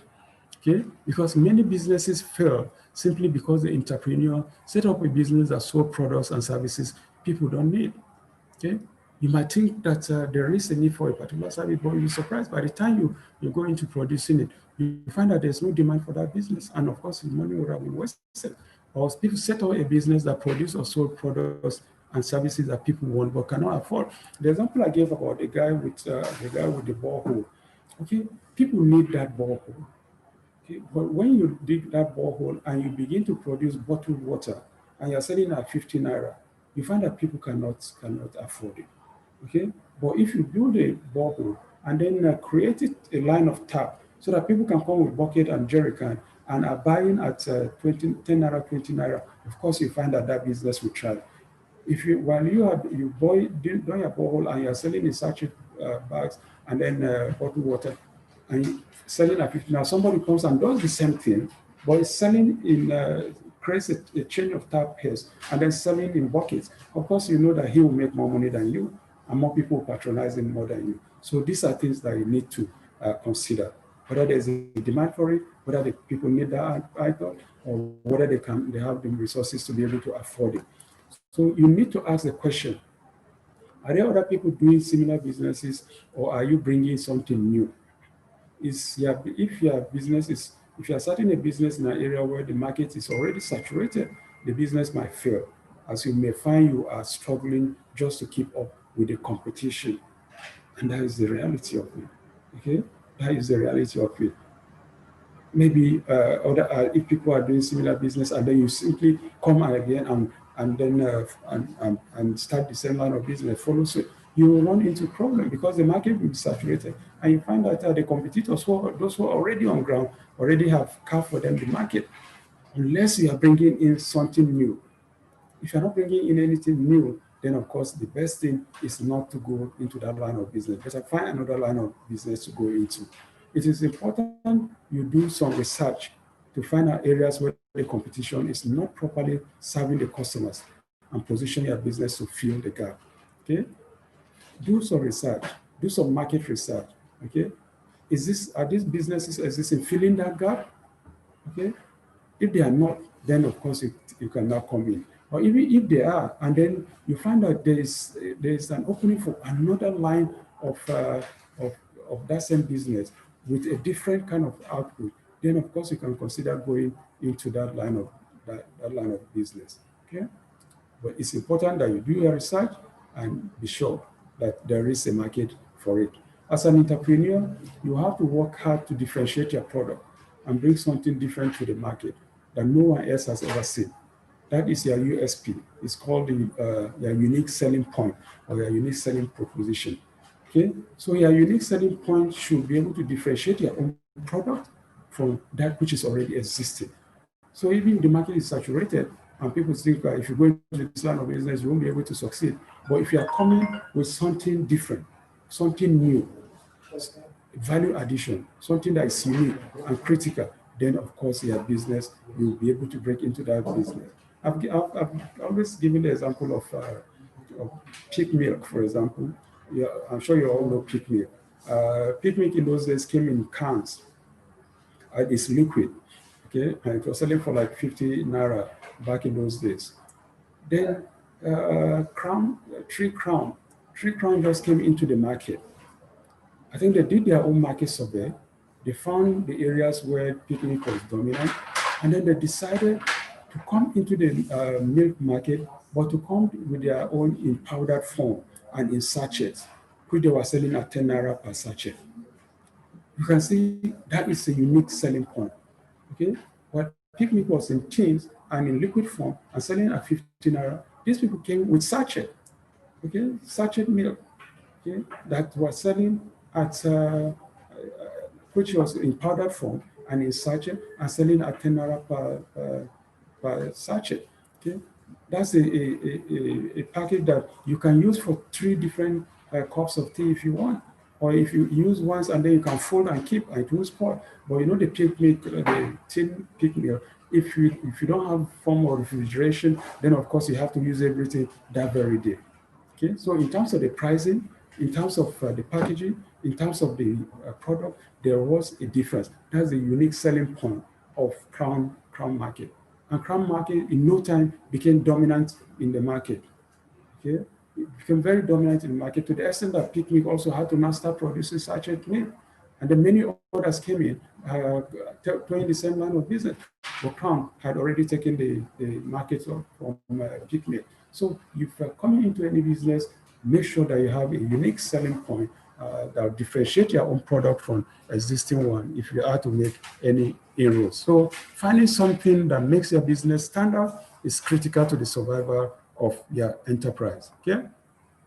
Things to consider before going to business: determine what the needs are out there. What are the needs out there? Okay, what businesses exist to satisfy those needs? If there's no business currently satisfying those needs, it could mean that no one has thought about it, like that water borehole business I talked about, or there is not enough market to make setting up the business viable. Maybe you set up the market within that environment or dig the borehole within that environment. The market might not be there to be able for you to become profitable, or that the cost of carrying out the business in that environment might be too expensive. In trying to dig the borehole, you found that there is a crust of rock underneath the topsoil, okay, that you have to pay expensively to be able to make the borehole. And when you do that, you want to sell at a little bit higher rate so as to be able to recoup your money. And then you find that the cost of doing that business in that environment might be too much. And then you find that it's unprofitable and you may be forced to shut down. So all these are things to consider before going into business. Okay, how do you determine what needs are there? Ask questions. If you ask questions, you will be surprised what you find out there about people's needs when you ask questions. Okay, the kind of needs that people will have when you ask the questions. Okay, you can administer simple questionnaires which people can respond to. That's a way of generating an idea of what people need. Use social media, which is the most common and vastly used means of communication today. Or you can read journals and online sites that give information about market surveys and trends within an environment. Okay, and then of course, finally, look around and observe things. You'll be surprised what you find when you observe things. Okay, people like Bill Gates and Steve Jobs, I said what they did in their environment was to observe what was going on and then find that, look, there are need for this product that we want to go into. And of course, they were able to make inroads and succeeded in the process of developing their businesses. All right, so let's look at main barriers to starting a business. What are the main barriers in starting a business? Like I said, when we're starting this topic, that anything we do in life, we're bound to run into some challenges, some barriers. Okay, what are some hurdles along the path? Okay, but the main mark of any successful business person is the ability to overcome these barriers and challenges. Okay, so what are the main barriers to starting a small business? Let's look at those main barriers in starting a business. What are those challenges that you are likely to face? First and foremost, money. Remember we talked about money? We said money is the most critical, vital resource an entrepreneur needs to start a business, and probably the most critical barrier to starting a small business. Exactly how much do you need to start? And where are you going to get the money from? So these are things to really consider. Okay, how much do you need? Where are you going to get the money from? Most of us are in this program today because of lack of access to funds, the missing middle we talked about. Okay, that is the missing middle. And then, of course, we'll come on this program because there is a window of opportunity. The AGSMEIS loan scheme has provided an avenue for us to be able to access so easy, accessible loan, soft loan. That's why we're on this program today. So money is a major vital barrier for people who want to start their own business. Lack of knowledge. Many small businesses fail, not for lack of capital, but because the entrepreneur has little knowledge of the business. You might have all the money, but you might not know much about a particular business. Okay, you have the money, and then you look at it and say, "Oh no, I can start a bakery business in this environment." Well, you know little or nothing about bakery business.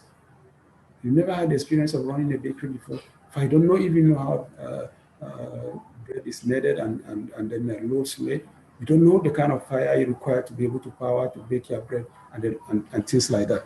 So these are things that are also major barriers to starting a business, having little knowledge. Okay, you don't know, there are some businesses that have peak and low periods, okay, that you might not realize, and you simply jump into it and find that you jump into the business at the period of low demand, when you should have come in at the period of high demand.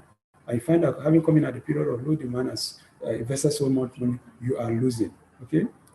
Then when certain changes in the environment can affect the business, things like government policy, taxes, we are aware in this country today that the policy shifts, policy changes are so common, okay? Not too long ago, government banned the importation of maize, and so many Nigerians went into maize farming with the hope of filling that back in that gap. Then certainly, while their crops were still growing, government changes policy because people were grumbling that there was not enough maize in the market. And then they opened the market for maize. Those that had invested heavily in maize cultivation suddenly found that they will be losing if that government policy subsists. So you need to be abreast of government's policy. Taxes is also the same. Government changes tax regime from payment of 5% VAT to 7%, stamp duty of 5% to 6%. So all of these things, they keep varying, and unstable at most times. Okay, will the business generate cash or will you sell on credit? Okay, a business that you are not selling in cash, you will be sure that you run into trouble if you sell on credit, because you find that many people come and pick on credit and you never get your money back. Are the products perishable? If you are into tomato farming, for example, you know that these are perishable and very delicate things to deal with. So you need to be prepared with packaging, how you package those products, the timing for the market, when the market is at a peak and when there will be off-takers. So these are important things that you need to know. How long does it take to produce your goods? And will it affect your ability to meet your customers' orders? So it's important that you have an idea with the time frame that your product goes into the factory and comes out. Because those who are waiting to buy, if they don't have the patience to wait for it, they will look for alternative sources, and that could be a challenge for you. So these are important things that you need to have an idea about. The other major barrier, of course, is determination. You will need to develop the courage of a bull and maintain the determination that will enable you to smash through obstacles, as there are many along the way. Okay, you need determination to keep focus, pick up when you fail or reject or face rejection. Continue to look for new solutions and strategies, strategies to make your business succeed. One of the most common things that confront many young businessmen or people who are starting small businesses is the tendency to back up immediately they face any challenge. Immediately they face any rejection or they fail in one thing or the other, they see them packing up, putting their heads on their head and moving away. But if you want to succeed in any business, you have to have the courage of a bulldog. You have to remain steadfast. When you face rejection, pick it up. When you face rejection, face another direction and pick up. What is it that is the reason for the failure of rejection? Okay, find solutions for that. Adopt new strategies, and then you move on with your life and move on with your business. That's the only way to succeed. If you give up at the first sign of rejection, then of course you are going to face a major problem. Fear, our greatest enemy. One of the greatest challenges that people have in Africa is Nigeria is fear. Fear is one of the greatest barriers to people starting a business. they ask themselves the question, what if I fail? What if I make a fool of myself? What if I'm rejected? And what will people say? And to me, I just say, so what? What if you fail? It's you. You determine that. You determine, yes, that you have failed. Because somebody might say you have failed, but you say, no, I haven't failed. And of course, that shows determination. Then you know that you'll be able to find solutions to it. What if I make a fool of myself? That's me. I'm making a fool of myself. So what? Okay? You carry your head high up and then move on with your life. Continue to do what it is that you want to do. Because if you face rejection and you back out, then of course it will be a serious problem. People like Bill Gates, okay, when IBM turned him down, he could have just said, what, having been rejected, he could have given up. But today we are all beneficiaries of his foresight and steadfastness and determination. Thomas Edison, who created the electric bulb, they said he tried and failed 10 times before he eventually got it at the 11th time, okay, when he built a filament to hold energy in the electric bulb.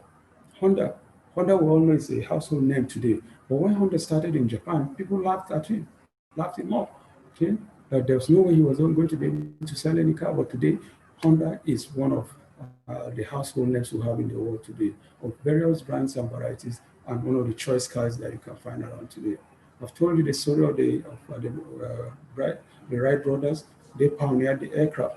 Okay, they failed severally and were rejected, but today we're the beneficiaries of the foresight, determination, and doggedness of the Wright brothers with the aeroplane that we have all over the world today.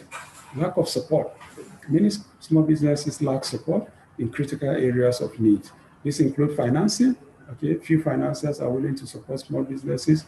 You see a small business owner approaching people who they consider to be wealthy within their environment, within their community, within their family, and they are turned down. Okay, the fact that you see somebody looking so well, has expensive cars, big house, does not mean that he has finances. And some might have, but they might not be willing to give. Okay, so finding financial support is always a problem. Then legal and regulatory support. Difficulty in fulfilling registration requirement for companies. Okay, by next tomorrow, we'll be taking a course on business law. Okay, on business law. That will be discussing at length the legal and regulatory requirements for doing business in Nigeria, compliance requirements for doing business in Nigeria. Nigeria is one country where the ease of doing business is so massive, it's so difficult, but all these things have been broken down now. Today we hear of CAC, the ability to register a company without necessarily going through a legal officer, the ability to stay in your room, your bedroom, your office, and on your handset, be able to register a company, be able to do name searches within hours, and then of course be able to pay and have your business registered for you. All these are innovations that will help in the area of ease of doing business. So we'll be looking in more details on the legal and regulatory support system in Nigeria. Staying power. This is similar to determination. Most startup entrepreneurs lack the staying power. So the moment they encounter some challenges, they give up. Okay? But we are saying that if entrepreneurship is what you want to go into, you must stay the course and not give up. Be patient. Entrepreneurship is not a quick reach strategy. You need a lot of patience, you need a lot of perseverance, you need a lot of determination, and then the staying power to stay on. Okay, to stay on. There is no way that you go into a business, want to go into a business, and then the moment you face at the first hurdle, and then you give up. Without the staying power, you are not going to go far. Okay. Right, so this is the last, we're looking at the last leg now, last stretch, the last item in the topics, sources of funding for small businesses. Okay, what are the sources of funding for small businesses? We've seen some of them already in the area of barriers. Okay, so highlighting them here, we have equity, it's a source of funding, loans, grants, cooperative loans, and crowdfunding. Okay, so these are sources of funding for finding resources, finding the middle, the missing middle for small businesses. Let's start with equity.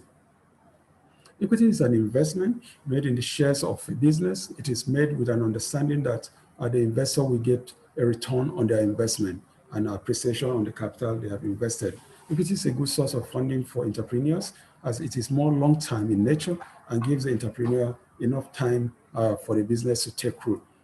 Yeah, basically, equity is about investing, people bringing in their money, contributing their money, putting in their money for a business idea. Okay, like the people who want to go maybe into piggery, for example, you have that idea.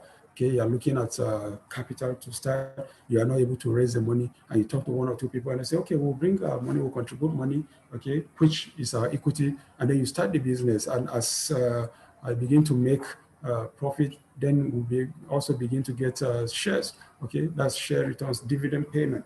Okay, we'll find people, companies going into the stock market to do IPOs. Okay. The IPOs are then thrown open and people buy shares, okay? Buy shares of the company. The money they use in buying the share is what is the capital that drives the business now. And when the business becomes profitable, they now begin to pay them dividends, begin to pay them their shares of that business. Equities are good businesses because they are long time. Okay, anytime anybody invests his money in your business as an entrepreneur, you know that at least it's giving you a long time for the business to mature, take firm root before he will not begin to expect returns on his investment. That's the beauty of equity. So equity, what are the sources of equity? One, savings, partners, investors, family. Savings, of course, we all know savings, but we all know how challenging savings are because of the level of salaries we have in the country today. Not many people are able to save. So savings take a lot of effort, discipline, and sacrifice to put money aside. Okay, I approach most people and say, I hope you have savings. They tell you, how much am I earning? What am I going to save? Okay, what am I going to eat? What am I going to use in feeding my family and stuff like that? Okay, so savings take a lot of effort. Even if you're on a minimum wage of 30,000, if you're able to set aside 5,000 on a monthly basis and be able to live on the 25,000 within your means, that is an effort you have made there. And it takes a lot of discipline and exercise and sacrifice, which means you'll be foregoing a couple of things for you to be able to set aside that money aside on a month-to-month basis. That's what savings are all about. Okay, your ability to do that, of course, will go a long way in helping you. Partners are, of course, friends and relations of people that we know who like the business idea that you have and can come in and put their money into that line of business. That's the equity. Equity shares in that business, and when it becomes profitable, they are able to recoup their money. Angel investors, these are wealthy private individuals who invest in businesses in exchange for equity. Angel investors, of course, are common within many communities. These are wealthy people who have made their money and then who want to mentor young men who want to go into business. They put their money into that new businesses and then try to mentor the young men, advise them on how to go along with their business. Their interest is not so much in getting money out of the business, but seeing how they can position the young ones who are trying to venture into business to find their way. And of course, as they become profitable also, they'll be able to repay them or have interest in that line of business. That is what angel investors are all about, okay? Wealthy individuals who are able to do that. Partners, we talked about partners, family and friends. Family and friends are usually the first source of investment for most young startups. And that is the truth. I'm sure most of you on this program this afternoon may have experienced that. When you have an idea of starting a business, the first set of people you approach are your family members, either your parents, your husband, your wife, or your friends and relations who you think will be able to advise you, provide you some seed money to be able to go into that line of business. I've had that experience with my kid who he has this 1001 ideas of business, and each time you come tell you that he and his friends want to go into this line of business, we're putting some money together, but you have to come and support us and things like that. So it's always the case. Before you go out, most entrepreneurs go out, they would have tried the home front, try to source funds at home, and then before they now venture out, okay? And it's the reality of life. So if you want to go into that, okay, that's also something that you can also consider. All right, loans. That is why we're here. Loans, trying to access the AGSMEIS loan scheme. A business loan is money given to an entrepreneur to finance the purchase of an asset or fund a business's recurrent expenditure. Loans can either be interest bearing or non-interest bearing.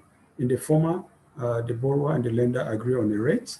The loan is tenured for a specific period, and at the end of the tenure or maturity, the borrower must repay the loan to the lender together with the interest accrued. Okay, so any entrepreneur who wants to start a business most often will look for a loan because that's the best way to be able to access funds.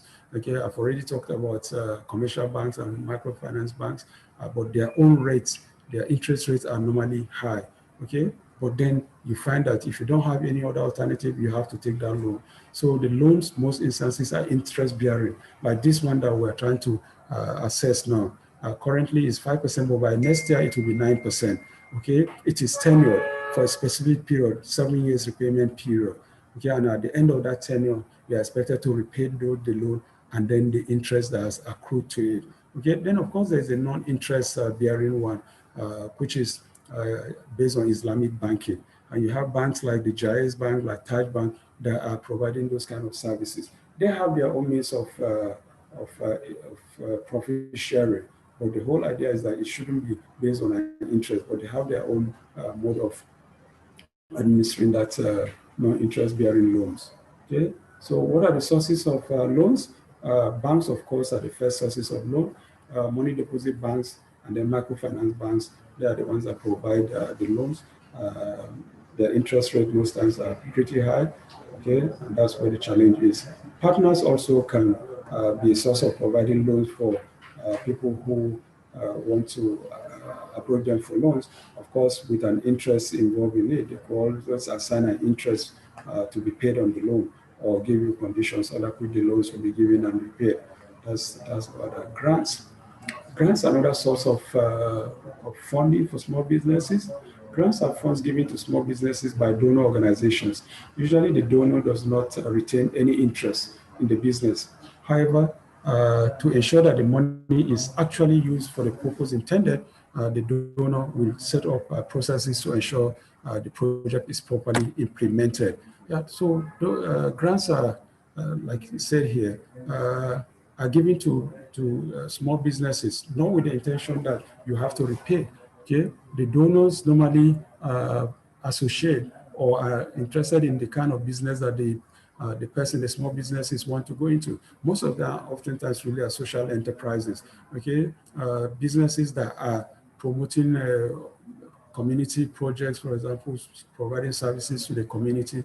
The donors who are interested in that area will come and provide funds. Some will not provide funds, actually. Some might provide maybe materials and equipment to help you facilitate the business, okay? Donor organizations are usually predisposed to giving grants to small businesses who are involved in social enterprises, okay? Grants are given by government organizations, development partners, trust funds, not-for-profit organizations. In Nigeria, we know some of the donor agencies, mostly international donor agencies like the DFID, USAID, and a host of others, foreign-based donor agencies. They look out for such organizations within the country that they can support. And of course, you find most of them supporting NGOs, faith-based organizations, who are doing a lot of work, community, social work within the community to be able to provide those services, support them in providing those services. All right, so sources of funds for this is sources of grants in Nigeria. Okay, somebody asked us SMEden earlier. SMEden is one source of funding for small businesses. DFID that I just mentioned. Shared LiveWire funds. Shared LiveWire operates mostly in the Niger Delta area. Shell LiveWire is owned by the Shell Development Corporation, the international oil company. They have been providing these grants to small businesses in the Niger Delta area, trying to support young men and women in that area, and then pulling them away from acts of militancy, acts of destruction of oil installations, and protects life and all manners of courtesy and the rest of those things. So they target those kind of young men, restive young men, and provide them with those funds, those of them who are interested in settling down and starting their own businesses, or who have skills and want to build on it but cannot find the resources. When they approach, they're able to provide this kind of funds. That's what Shared LiveWire has been doing in the Niger Delta area for quite some time now. Then, of course, we have things like the Etisalat Easy Business Million Grant, with T.Y. Anjuma Foundation that is doing a lot of work in the Northeast areas, for example, and they have been quite successful in that area. They have one of those major ones, the Victim Support Group.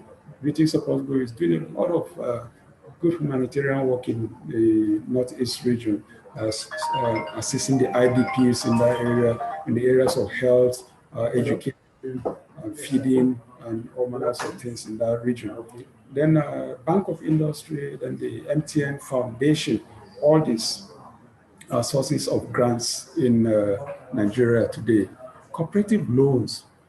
A cooperative society is an independent group of people who come together for offer mutual support and cooperation to each other. Okay, individuals within the cooperative contribute money, and these funds are either used to fund activities of the cooperative or given out as loans to fund individuals, businesses, and interests of members of the cooperative. Most organizations in Nigeria today, be they private or public organizations, anywhere you go, you find cooperative societies. Cooperative societies actually pioneered in the western part of Nigeria. One of the most popular ones actually grew out to be a major bank in Nigeria. I think it eventually merged with banks like Wema and the rest of those things during the period of the mergers.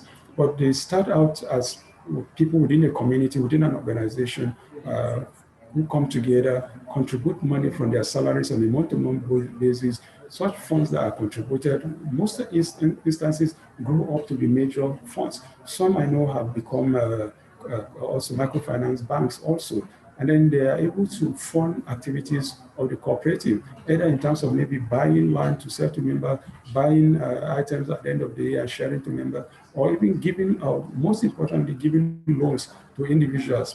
Okay, some to start their own businesses, some to even buy cars, some to pay school fees, some to rent houses, and things like that. These are a vast area of areas that cooperative society loans are able to help individuals. So that cooperative societies are a major source of individuals. Okay, and they have been doing very, very well in that regard. Okay. Crowdfunding. Crowdfunding is this a new concept? Okay, it's a process of raising funds for individuals through the internet.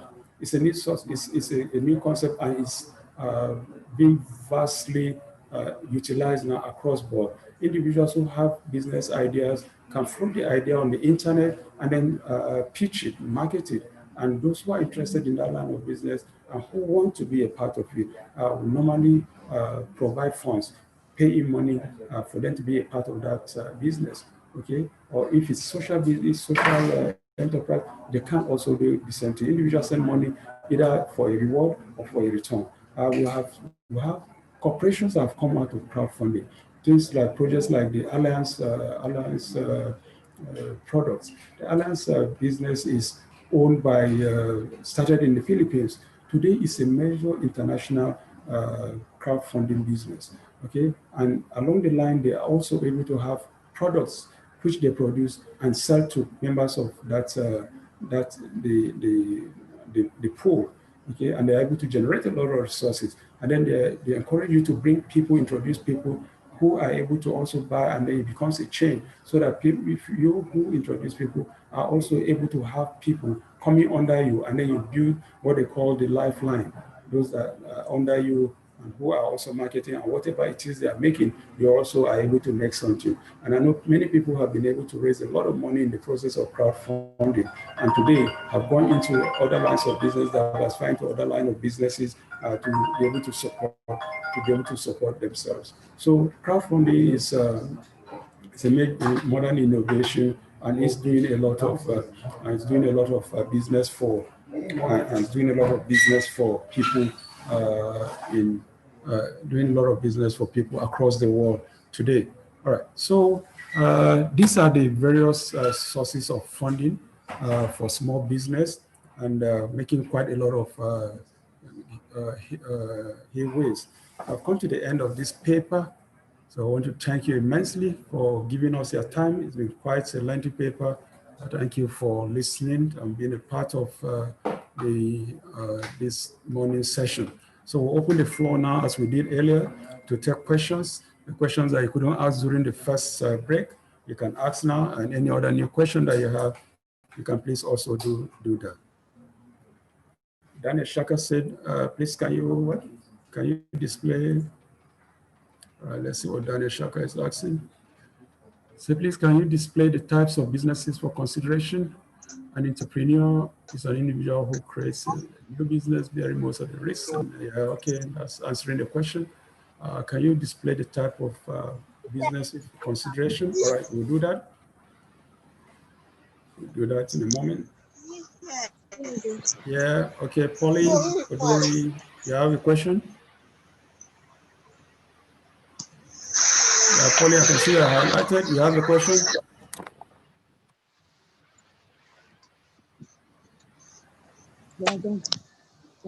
Eunice Odan, you have a question?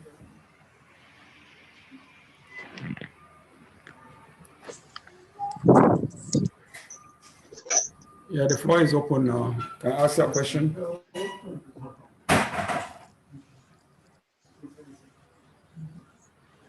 Any question? The floor is open. Pauline Odori, you have a question? Can see I highlighted.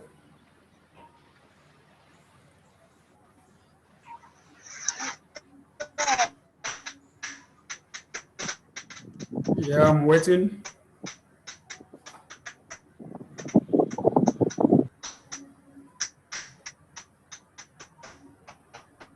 Can we go and highlight that types of business for consideration? Share. All right, we'll come back, but let's respond to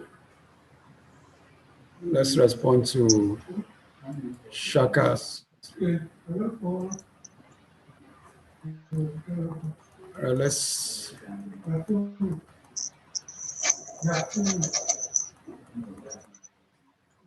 All right, type of business for consideration. So you can see it now. Shaka, I hope you are there. You can see the type of businesses.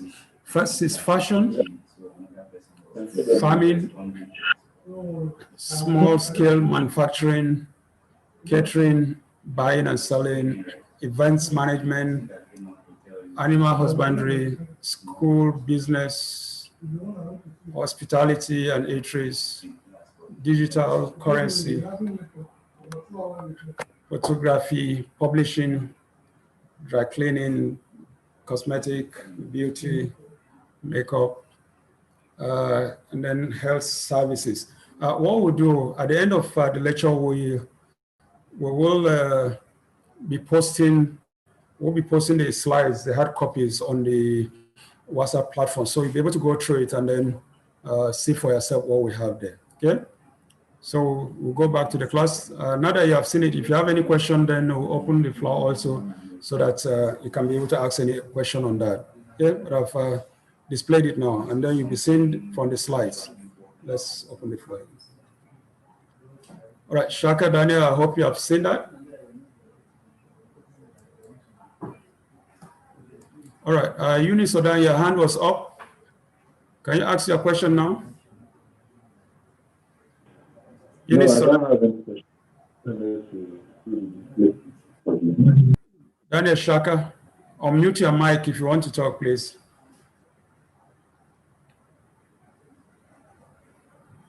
Unmute your mics.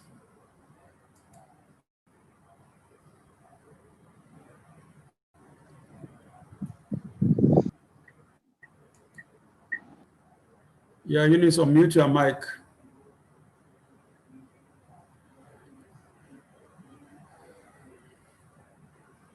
Luke Inaboya, unmute your mic if you want to ask question. Yeah, that's interesting. Please, I have something to Eunice, say. you have the floor now. Yeah. Your mic is unmuted. You can ask your question. Okay. Please, first of all, the quiz question that was posted on the page, Eunice, I couldn't access it. We're waiting. The quiz question that was posted on the group, I couldn't access it, so I've not been able to submit mine. Look in up where they're highlighted. Yes, I need a little more clarification on. All right, there are no questions. Then we'll close the class. We'll close the class.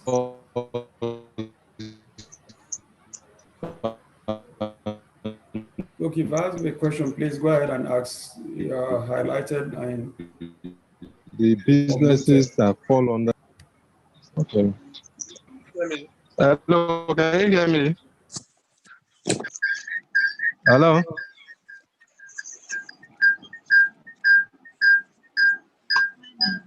Right. In the absence of any question, we'll close the class. We'll reconvene tomorrow at the same time. Tomorrow's topic is feasibility studies and business plan. And we're having Mr. Kevin Inalegu. Telvin Inalegu will be our facilitator tomorrow. So having said that, let me thank you immensely for sharing your day with us. It's been a pleasure having you in, and I will look forward to seeing you tomorrow again. Look forward to seeing you tomorrow, and then the days following. All right, on this note, have a wonderful day ahead of you. I know you're all busy people, so I'll let you go back to your businesses. So we'll see you tomorrow again. Thank you very much. Bye-bye.